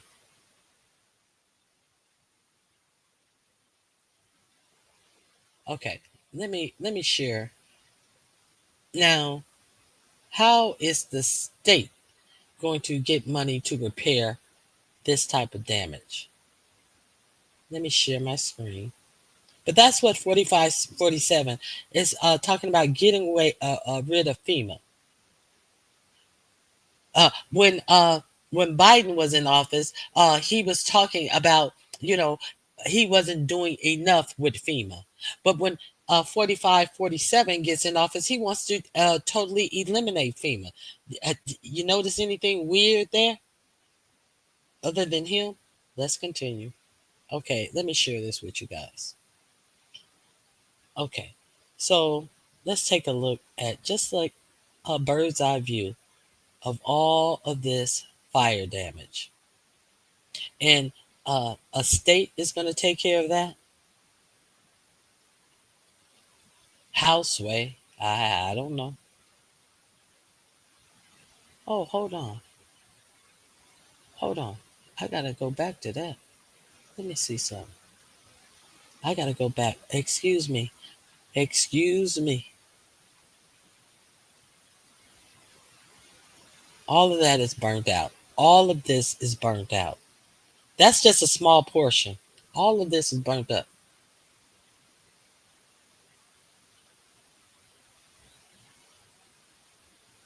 You see all that burnt up for blocks and blocks? But FEMA is not going to help any. The federal government will have no hand in helping any of these people that has a $850 billion uh, budget to fight wars. Look, all of this that's burnt up. All of that. The all of that is burnt up. Do you understand? All of that, except for the few buildings that you may see like this that's not burned. All of this is burned up. All of that's burnt up. There's one little building right there. All of this is burnt up. So how is a state without the help of the federal government going to take care of all of these people who have lost their homes? But that's what 45 and 47 is saying.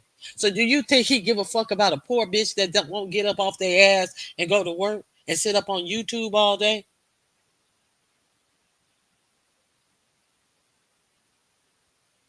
See, that's what I'm talking about. But nobody wants to talk about that shit. Have they talked about the fires anymore since 45, 47 been in office? Not much. Not much. That's all he got to say about them. That's all he got to say about them. You when Biden was in, he said that he gave California everything they need and let them know that they were going to pay.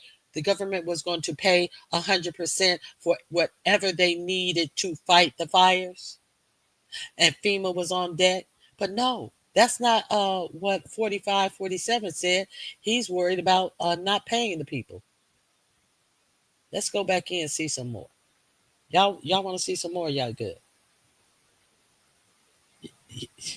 So y'all want to see some more? Are y'all good? This shit is crazy.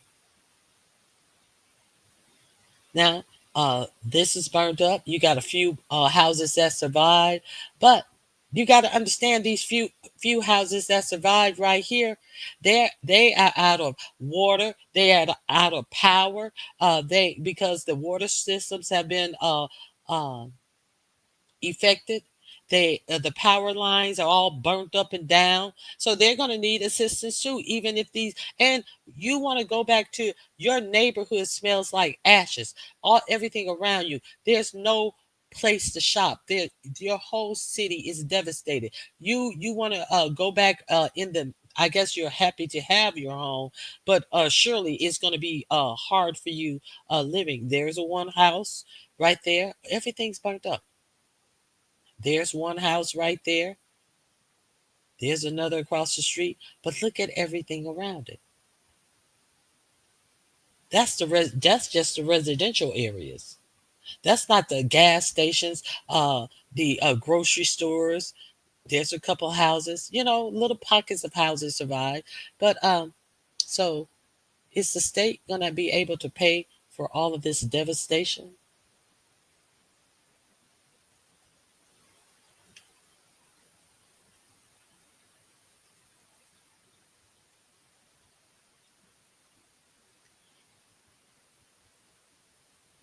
So let me see what you guys. I was behind the scenes, so yes, I saw. I saw that. Now, you notice that he would not accept any of Devin.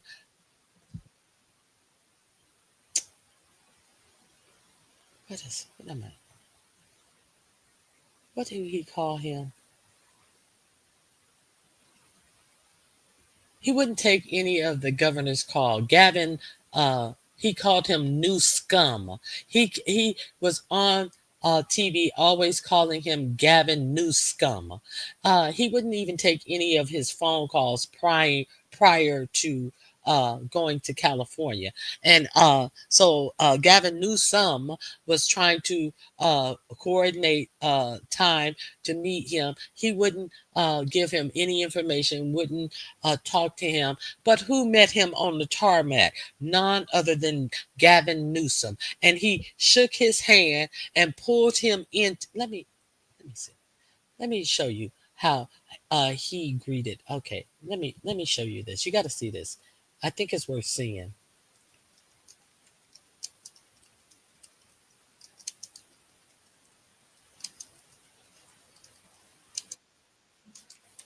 Hold on. And there was no Gavin Newscum, and he directed him to go over to where they had the microphones set up to talk to the press. Gavin Newscum wouldn't allow him to go straight to the limousines that were waiting to carry him off on his personal guided tour of the devastation. No, he directed him to go over to the well of mics that were waiting. And when he spoke in front of the wells of microphones, he never once called him Gavin Newscum to his face. Let's see. Let me see.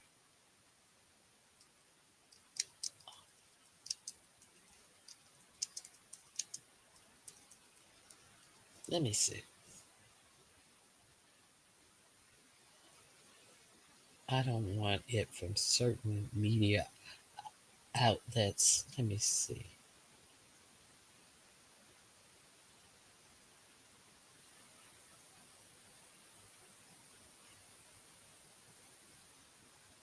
Hold on. Let me find it.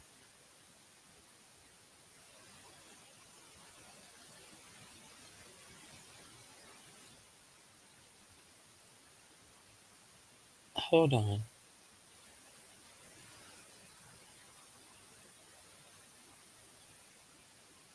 Hold on 1 second. Because I want to get the whole thing. Let me hold on.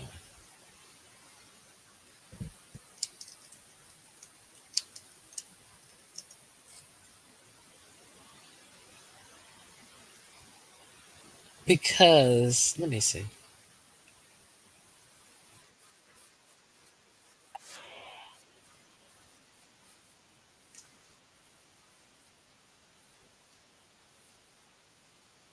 Okay, here we go.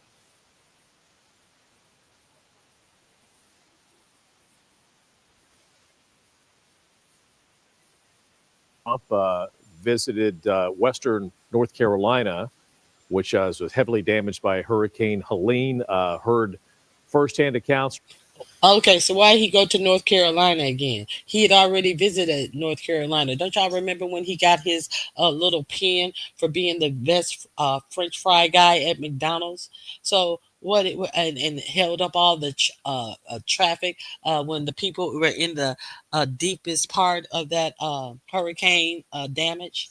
So him and Melania. And what with Melania in these motherfucking outfits that she wear when she visits devastated areas, looking like Janet Jackson dance wear circa what was that one where she wore the baseball caps and all that shit circa what, oh my god, Rhythm Nation. Why is Melania always dressed like she's about to be a backup dancer in Rhythm Nation? Let's watch this.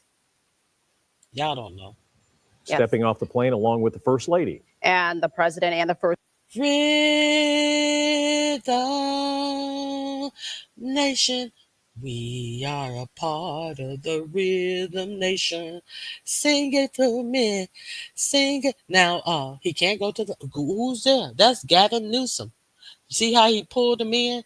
Like, yeah, motherfucker, you ain't answer my motherfucking calls, bitch. Let me tell you something, you motherfucker. What you gonna do is you gonna take your ass over here to these press people, and I'm not gonna have you talking crazy. You understand what I'm saying? I'm in charge of this shit. So and all of that shit you talking, get over there to look at me, Melania. She couldn't kiss Trump at the inauguration, but she sure put a lips on Gavin Newsom. Okay, let me tell you a little bit about Gavin Newsom.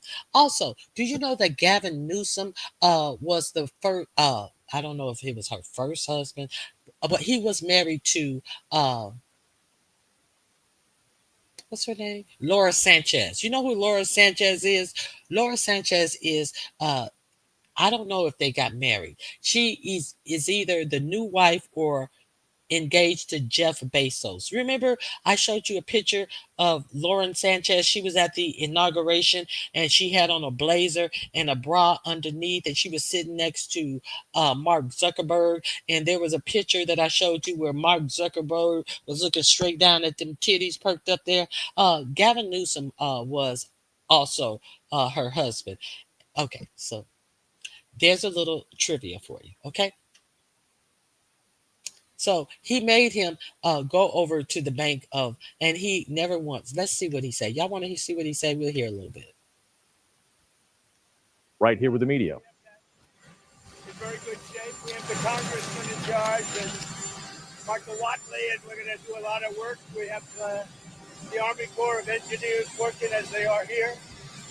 And I think you're going to see some very good progress. We left them high and dry.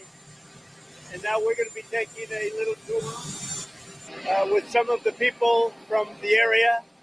I appreciate the governor coming out and meeting me, Kevin. Very much. And we'll be talking a little bit. We want to get it fixed. We want to get the problem fixed. And there'll be some ways, but it's like you got hit by a bomb, right? Yeah. It's like you got hit by a bomb. Would you like to say something? We're gonna figure out some ways.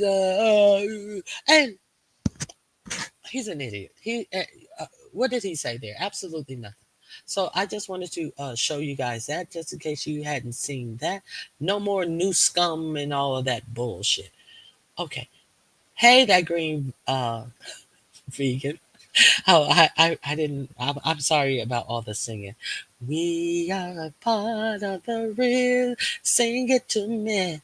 Sing it if you want a better way of life. Is she? Thank you, Ben. Is he? I didn't know that. I had no idea. Well, you gave me some trivia or some news that I could use. She looks like security. Uh uh Gavin has always been a dreamboat, handsome, charismatic, pretty good at his job, everything Trump isn't. That's why he hates Obama too. Yep, that punk's his nephew. I didn't know that. The kiss of Judas. So, let me see what else. Oh my God. Let me see. Let me see. Governor Newsom is a handsome and tall glass of water. They make a nice couple. Who? Trump and Melania? Now y'all know they said Melania is not even moving to Washington D.C. She says she has a son to attend after that. I think Barron is in his second year of college, but they say that Trump has to make sure that Barron is okay. Barron is well, I don't know. Barron looks kind of, I don't know. Barron should be in his second year of college, studying, partying, and getting plenty of dates. You know, he has the money, the wealth, the name. What he need mommy for? What he need mommy for? Control. Now the fire's control. Control. Gavin, give me a kiss. We got it. Doom, doom, doom, doom, doom. Doom, doom, doom, doom.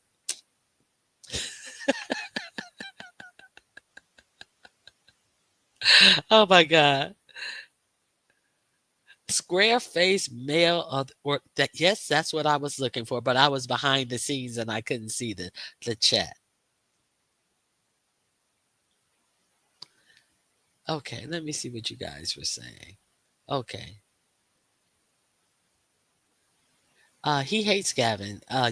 Gavin did what we call in the black community pull up. Yes, Gavin most definitely did a pull up on him. He wasn't answering any of his calls, and I bet you he almost fell over when he saw him.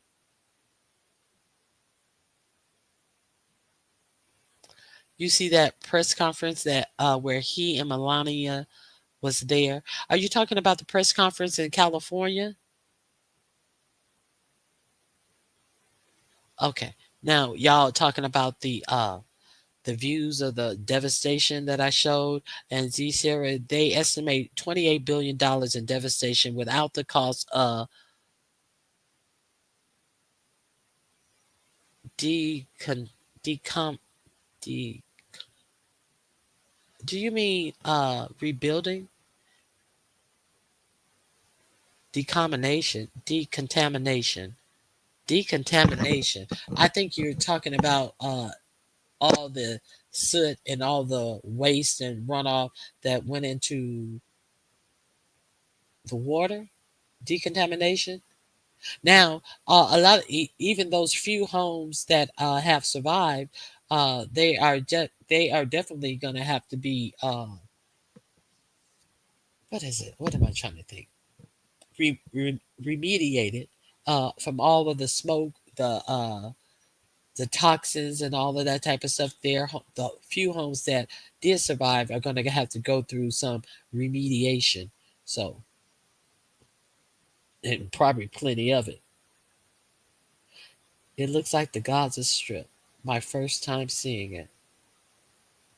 How does the president withhold any money based upon their political beliefs? Remember, he wanted to withhold money the last time he was in office, and I think it was fires in Orange County, and one of his he was just like, fuck it, it's nothing to call FEMA out over. Face to face, Trump looked frumpy compared to Newsom.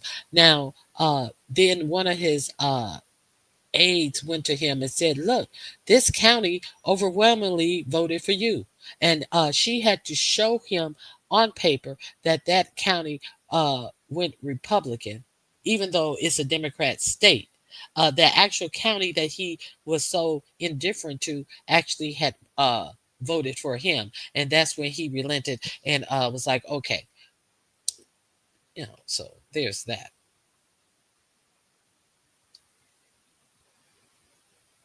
Okay, let me see what else, you guys. I'm behind. I'm behind. Don't be slobbering over Newscomb. He blocked reparations for Black Californians. Oh, so I knew that that was up for a vote in, I believe it was San Francisco.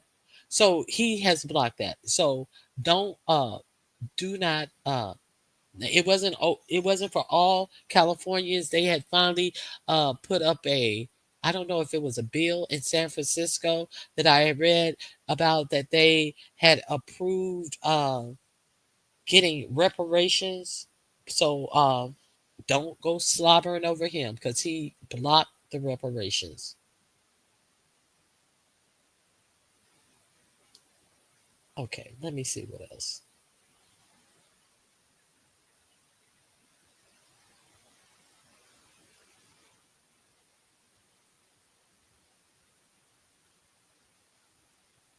Now, what is the state of being saying? Hey, the state of being. Okay, yeah, but that's the thing. Just because you're wearing American designer doesn't mean you're killing it.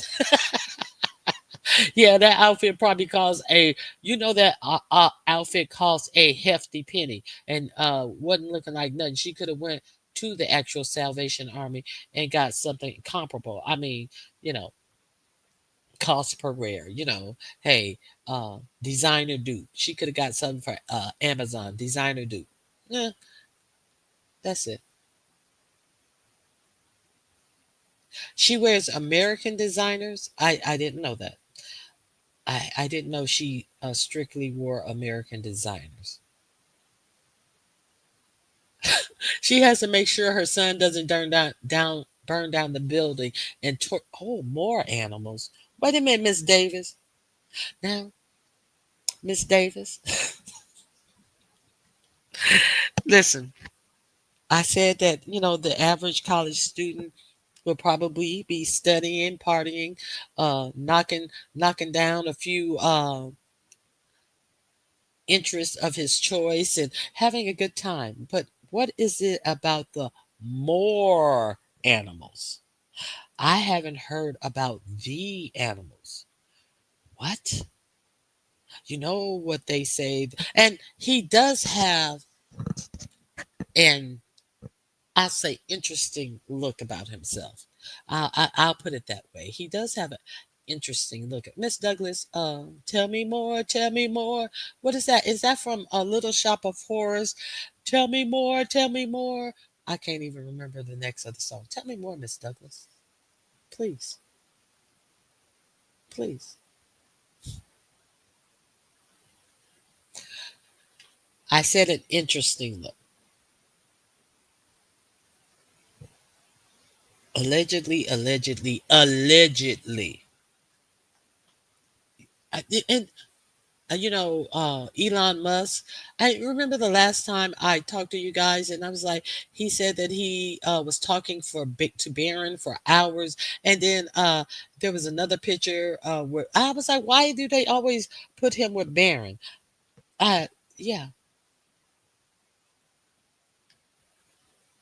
Did Miss Douglas tell me more yet?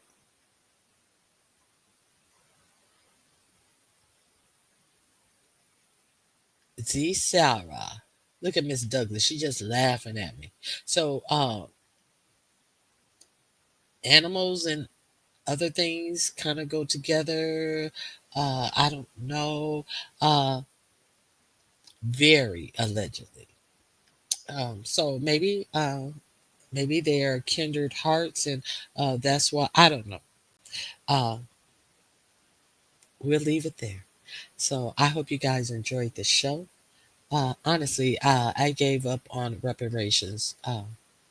Never give up. I doubt we're ever going to receive it. We need to gather what we have, money and knowledge, and grow our own community with that. That's my opinion. And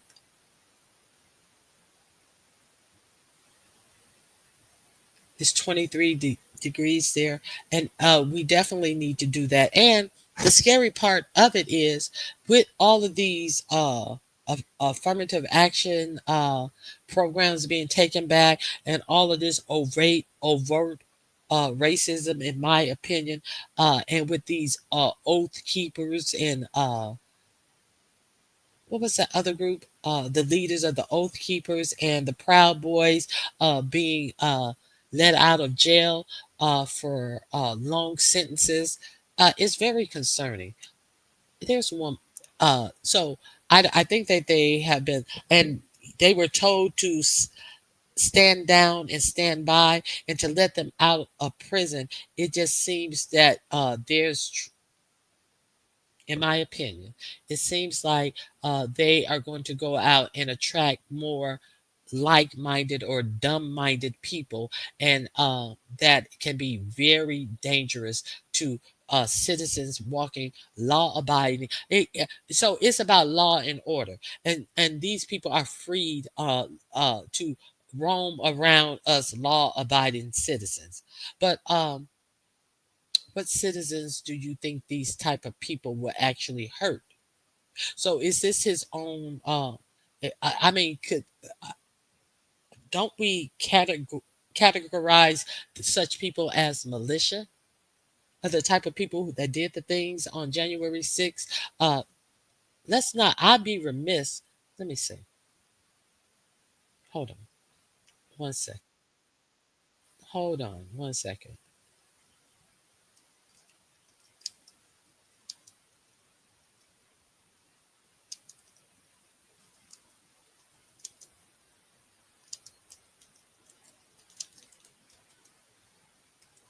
Hold on. Let me see if I can find this story. Of course I could. Last thing. Is this the one? Yeah, I guess I'll go with her. Okay. let's talk about who was there. They said that it was just people who were protesting the election. He said that out of his own mouth. 4547 said that out of his own mouth when Sean Hannity, of all people, asked him, "Well, why did you pardon the January 6th people?" Well, they were just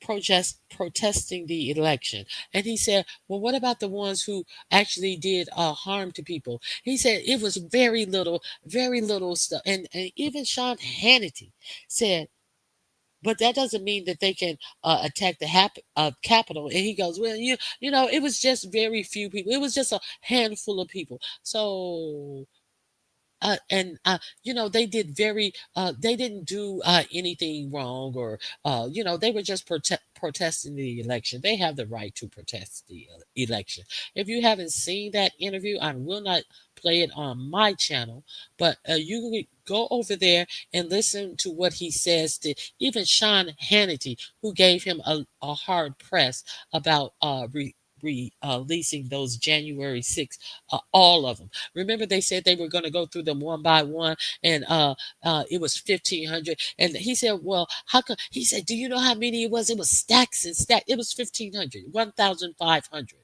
And if you're going to so if there's 1,500 other criminals that you got to go through, are you going to go through them? Or are you just going to be like, "Fuck it, 1,500 and let them all go"? He said, "Fuck it," allegedly. So let's see what the son of one of these January 6th guys who was released has to say. His son was actually the one who turned his father in. Did you guys see this? Did you put a one in the chat if you've seen this? Son of January 6th defendant reacts to Trump's pardon of his father. Have you guys seen this? I'm waiting for it. Don't give up. Marianne Williamson has a great plan for reparations, and she's going to the DN. She's going for the DNC chair. Okay, it looks like only Z Sarah. I remember the son turning the father in, but I didn't know he did a yes. Okay, well let's indulge in this. Very, very interesting what he has to say about his father. And tried to overturn the 2020 election. It was deadly and an assault on our democracy. But there was a teenage boy at the time who tried to do something about it, even if it meant tearing his family apart. Jackson Reffitt had been concerned about his father's behavior for months, but it was when he saw his dad on the Capitol steps on January 6th, he knew what he had to do. Call the FBI, and he did.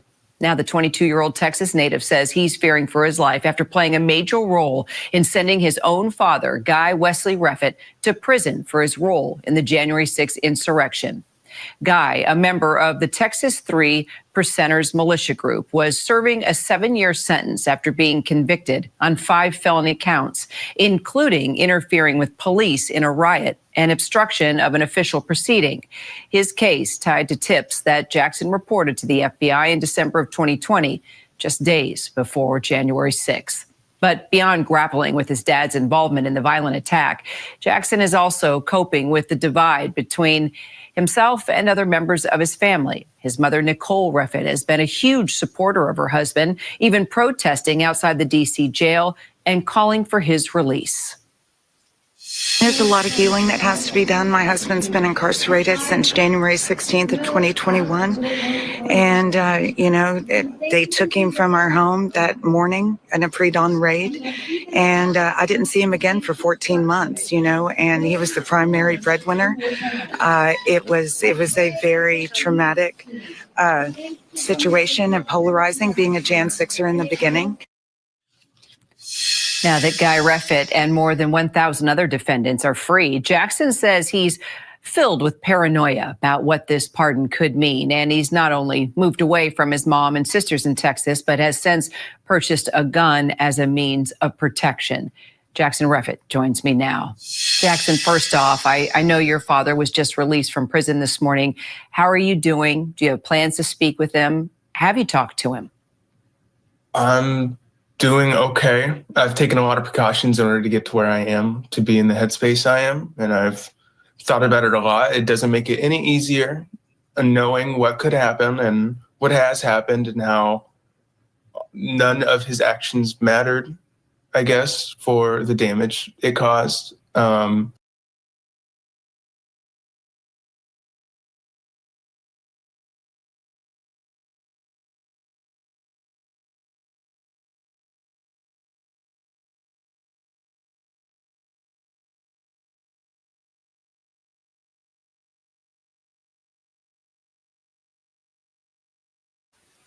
I had to pause it for a second. Jill, have a great day. Babs,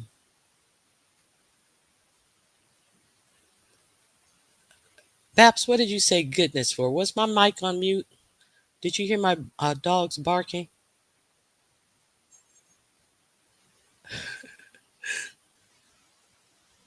Oh my. Did you guys hear my dogs barking?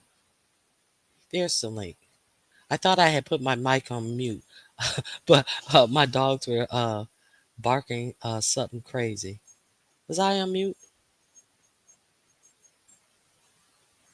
Oh, okay. All right. So let's continue. I had to, stop it. So you have to stop for commentary, not play the whole thing. It's not that long. I guess I have plans talking to him. Okay. So what you don't know as well, you remember they said that these people, we saw what they were doing. This man actually had a piece on his hip, a side piece on his hip. So with all the they were just no, he actually had you will hear his son tell you what he had on his hip. Did y'all know that? Pardoned. At some point, now is not the time. My priority is to be safe and secure and distant so we don't burn any bridges, and that at some point we can work on it. That was my entire plan leading through his prison sentence, was to eventually reconnect with him. But I don't have that time right now, and I can't do it right now with the hate and the fire that has surrounded me over the past couple days. But I've tried with my sisters and it's gone amazing. My mom has been rough and my dad has been hard to, I guess, grapple. But, I do have the plans to work on it, but it is scary right now and I don't know how to really move forward. Why are other value meals so boring? My new lunchy meal available from 10 a.m.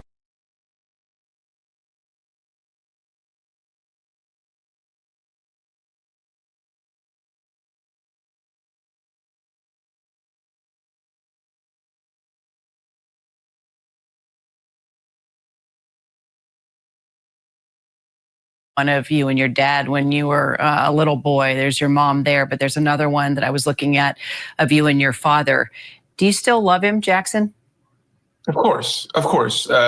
I alerted authorities to help him, my family.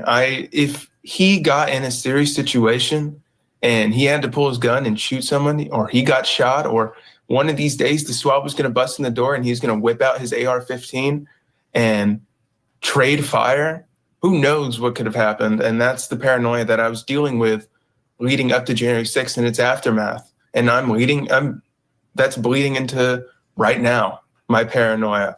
I love him and I wanted him to get help in prison, but the only thing he's got is more radicalized. And I was 18 at the time of all this happened, and I was a little ignorant to really what our prison system was capable of. And whenever I sent in a letter to his sentencing requesting mental health help for my father, and I had later learned that he denied it, I was heartbroken.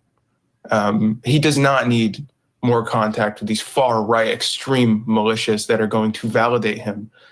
He needs help. And this pardon is not going to help him. This is going to validate him and justify every action that he has taken leading up to this point. And that's what scares me is who knows what that validation could lead to. So your dad is actually quoted in court documents threatening you, even calling you a traitor and saying, you know what happens to traitors, traitors get shot. I know you've armed yourself now, but do you think you will actually be forced to use it? Do you really think that your dad will hurt you? I have no idea. I have no idea what's going to go forward. I don't, of course, I never want to use this handgun. This handgun is, if I ever have to use it, it will be the worst day of my life. It is not just my father. It's the people he's associated with, the people that don't have this connection to me that will feel more inclined to take action. Those are the real people that scare me. My father has his issues, and he has been physically violent with me and threatened my life. But the people online are what really terrify me. My father, I have no idea who he is right now, and that scares me. But I don't want to use it. My priority is keeping a distant, my community, and just being safe.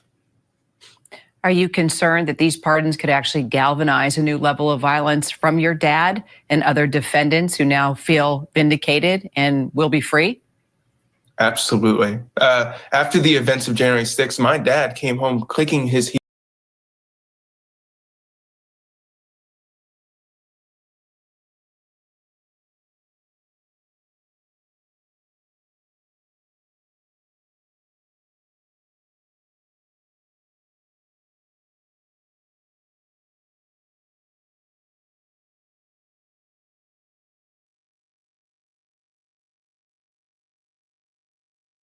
Capitol Hill to meet with Republican lawmakers after being released. This is Democracy Now!, democracynow.org, The War and Peace Report. I'm Amy Goodman with Nermeen Sheikh.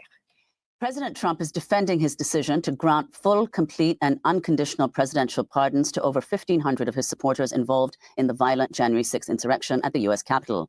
Trump also commuted the sentences of 14 members of the Proud Boys and Oath Keepers, including Stuart Rhodes, the founder of the Oath Keepers, who'd been convicted of seditious conspiracy. On Wednesday, Rhodes visited Capitol Hill to meet with Republican lawmakers after being released from prison. Critics of Trump's sweeping pardons include the Fraternal Order of Police, which had endorsed Trump in each of the last 3 elections. In a joint statement, the FOP and the International Association of Chiefs of Police said, quote, when perpetrators of crimes, especially serious crimes, are not held fully accountable, it sends a dangerous message that the consequences for attacking law enforcement are not severe, potentially emboldening others to commit similar acts of violence. During an interview with Sean Hannity on Fox News, Trump defended the pardons. And you know what they were there for? They were protesting the vote because they knew the election was rigged and they were protesting the vote. And that you should be allowed to protest a vote. You should be allowed to. You know, when the day comes, you shouldn't be able to invade the Capitol. No, ready? Most of the people were absolutely innocent. Okay, but forgetting all about that, these people have served horribly a long time. It would be very, very cumbersome to go and look. You know how many people we're talking about? 1,500 people. Almost all of them should not have been. This should not have happened. And the other thing is this: some of those people with the police, true, but they were very minor incidents. President Trump did the interview. Most of these people, it was nothing. And he said, what about the police? Oh, it was very minor. So we have 5 police officers who unalived themselves from the trauma. We have the one police officer who comment was go F himself about the pardons, who has severe brain, what was it? Some traumatic brain injury, who was grabbed and drug outside, held down. Somebody tried to grab his weapon to unalive him with. Then another guy came over and held the taser to his neck and shocked him, just holding the taser to his neck. And he had a heart attack as well, but very very little stuff. That they weren't hurt that bad. Let's continue. I'm doing this as a part of news reporting. If you have not subscribed to Democracy Now, the link that I put, you may want to subscribe to them. They do great stories, and they give you a lot of news that you may not have heard of. Let's continue. Review with Hannity in the Oval Office. 5 police officers who served at the Capitol on January 6 died in the days and weeks after the attack. A total of 140 police officers were assaulted by Trump supporters that day. On Wednesday, former Washington, D.C. police officer Michael Fanone criticized the pardons for the rioters. Fanone suffered a heart attack and a traumatic brain injury after he was beaten and electrocuted with a taser while trying to defend the Capitol. I made my way to the front line, and at one point, I was pulled off the police line by an individual. His name is Albuquerque Head. He's from Tennessee. He put me in a chokehold and pulled me out into the crowd. And if you watch my body-worn camera footage, you'll hear him yell out, "I've got one." Once I was out in the crowd, I was beaten, restrained. At one point, an individual, Kyle Young, lunged at me while I was being restrained and attempted to remove my firearm from its holster. All while, other individuals were, kind of egging him on, telling him to kill me with my gun. Another individual, Daniel Rodriguez, used a taser device, applied it to my neck numerous times. And finally, Thomas Civic stripped me of my badge and my radio, all while I was being, again, restrained and beaten. These are the individuals that pled guilty and were sentenced, and Donald Trump saw it fit to pardon them. That was former Washington, D.C. police officer Michael Fanone, who suffered a heart attack and a traumatic brain injury after he was beaten and electrocuted with a taser while trying to defend the Capitol. We're joined now by the son of one of the January 6th insurrectionists who was just pardoned. Jackson Reffitt's father, Guy Reffitt, was the first person to be convicted over January 6th. Guy Reffitt was a member of a far-right militia. Okay. I made a mistake and played that first interview for you, but I'm kind of glad that I played that, because that is our for-profit media that did that interview. You heard the questions that were asked, and you heard the information that was garnered from this guy. This is why you need to really search out real media. So listen to this same story and the questions that are asked and what is being able to be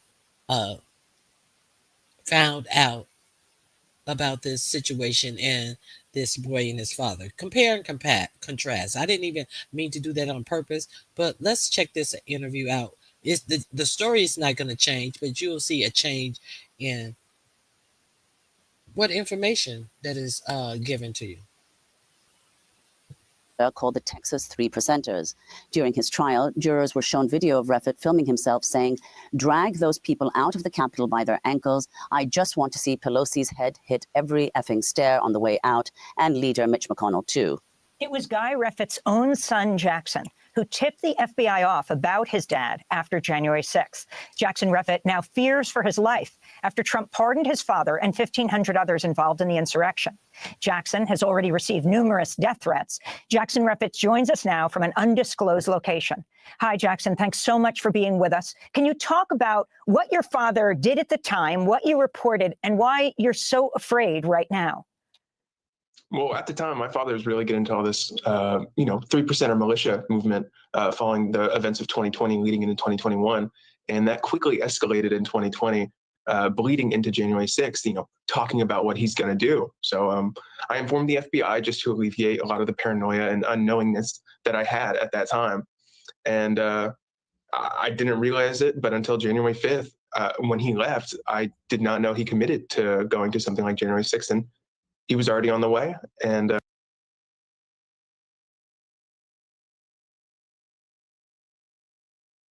Also note that upon release, when the lead of the Oath Keepers went to Congress, the scene of the crime, to visit Congress, his father was along with him. You guys may not notice that, but his father was there with the leader of the Oath Keepers, who I think the Oath Keepers, the leader, I think he had a 18-year sentence. The Proud Boy leader had a 22-year sentence. Okay, let's continue. He then stormed up the Capitol steps with body armor, zip cuffs, and a handgun on his side, and came home clicking his heels in joy and validation over what had happened. And it was a terrifying moment in my life to think that that happened and happened to our family. It's unreal to even think about now. So, Jackson, how do you understand why your father was drawn to these groups? I understand it to be, the fear mongering that the Trump administration really put on these people. I understand capitalism can atomize people and families and make them feel so alone and destroyed. But post 2016, my family really had a huge crisis when the price of oil collapsed. My father lost his job from overseas. And when we hit back in America, I mean, we were picking up bed frames off the side of the road, and sleeping on the same blow-up mattress, downloading movies from Netflix, bringing them home and watching them on the TV. So, about us being able to handle it. See, when they get in a pickle, what happens to them? And somebody said something, he was radicalized. Well, I thought that only Muslim and people who were Muslim get radicalized. See, it's never noticed. These radicalized people get pardoned out of jail for, it was just little, it wasn't really, they didn't do really bad things. But you see, when their backs are up against the wall, what do? But they try to keep our backs up against the wall. Let's continue.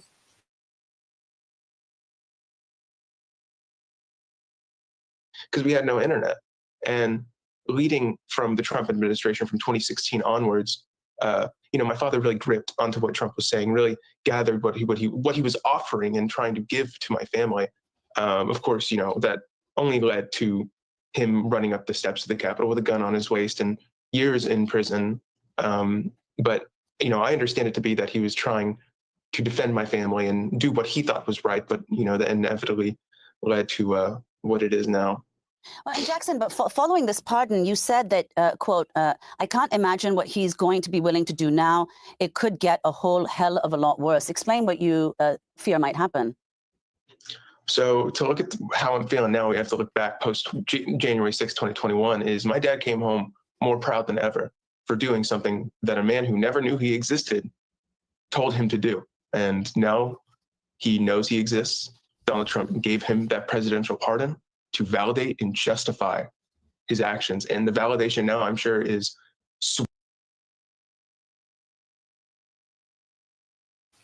He was willing to do something that a guy who never knew he existed told him to do. The guy on the left with the eye patch, that is the leader of the Oath Keepers. And you see, they're palling it up. They're happy. They're good and cool. And the guy on the right is his father. Let's continue.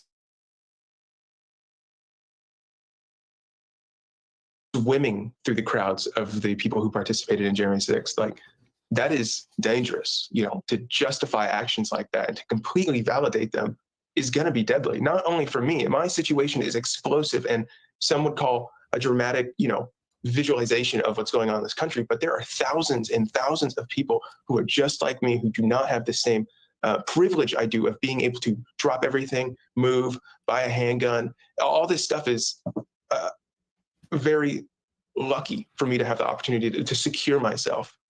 Other people don't have that luxury, and I fear so much for them. On Tuesday, former Oath Keepers leader Stewart Rhodes spoke to reporters after his 18-year prison sentence was commuted by Trump. He went back to the scene of the crime, to the Capitol. I feel vindicated and validated. Yes, absolutely. Of course, I haven't got a pardon yet. I got commutation. But I'm applying for one. I'm pretty positive I'll get one. When they review my case, they'll understand that I was targeted for who I am, not for anything I did. So Stewart Rhodes' sentence was commuted. He's pushing for a full pardon. That means he can get guns. Jackson, if you could. Hey, Linda G. Thank you for coming in. Did you hear what he said? He says he feels validated. He feels validated. Okay, let's continue. Could explain why you are so afraid of your dad. Do you fear your father pardoned? He can get weapons. We just showed a picture of him together with Stuart Rhodes. Do you fear he will go after you? That he will kill you? Has he ever threatened that? Well, first off, I want to say that that's the first time I'm hearing that clip with Stuart Rhodes, and that's flabbergasting to hear. I've been saying this stuff about validation and justification. That clip just, dropped to my stomach. That's terrifying to actually hear a member say that. But when it comes to my father, yes, of course, I'm terrified of all this stuff. I have nothing but paranoia and unknowingness about what's going to happen in the future, other than what I've heard and witnessed and seen my father and my mother get further and further radicalized throughout these years. I was ignorant when I was 18 when all this happened to think that prison would distance himself from these militias. And his final testimony to the judge, he begged and pleaded that he was never going to participate in this far-right militia nonsense, but he's just been isolated and put into an echo chamber of these people that are going to validate and justify him. So I have no idea what my father is thinking right now. He can say whatever he wants, but his actions are the real thing that matter, and his actions have not shown any sort of growth. It has shown a further and further hole, a rabbit hole. I love my father deeply, but this is not a healthy thing to dive into. I want to bring another guest into this conversation to talk more about Trump's January 6th pardons. We're joined by former FBI Special Agent Mike German, who once worked undercover in white supremacist and militia groups. He's a fellow with the Liberty and National Security Program at the Brennan Center for Justice at NYU Law School. He has a new book. Okay, I dropped the link. You need to hear what this FBI agent who worked undercover in those militia groups had to say. So with that, I gotta run. I thank you guys for being here. Please hit the like button if you want to help support the channel. $ Ronnie Q. Don't forget, on the 31st, which is Friday, we will be doing our crafting and conversations with our cameras on once again. This is going to be the project. The supply list is that is a lantern with a flameless candle. You can get all the supplies at the Dollar Tree, or you can get one of those pop lights where you just press it and it comes on and off.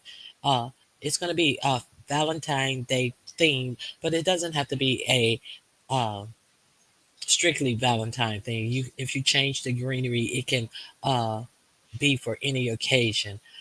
Hey, Renee, I didn't know you were here. So I hope you guys hit the like button. I hope you guys come and support our cameras on crafting and conversations on the 31st. It will be on my channel, the supply list. I'm going to share it because I have I share other people links out.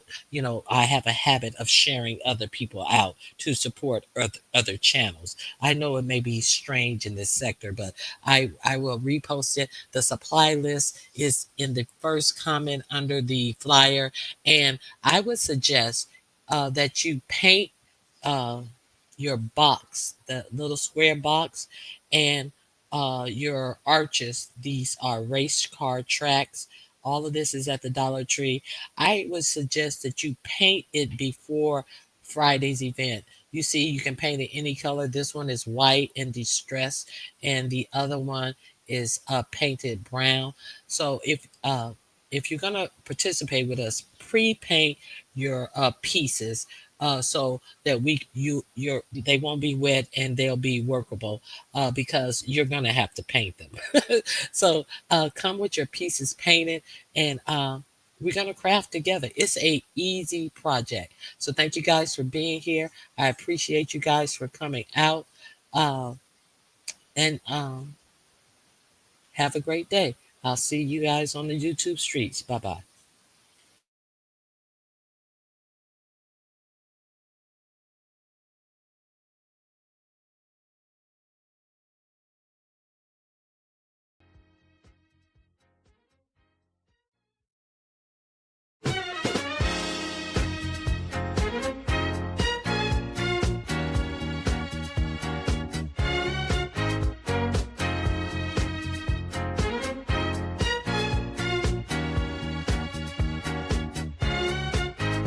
In the morning when I'm driving, I really come alive when I listen to my Ronnie, I listen to my Ronnie Q.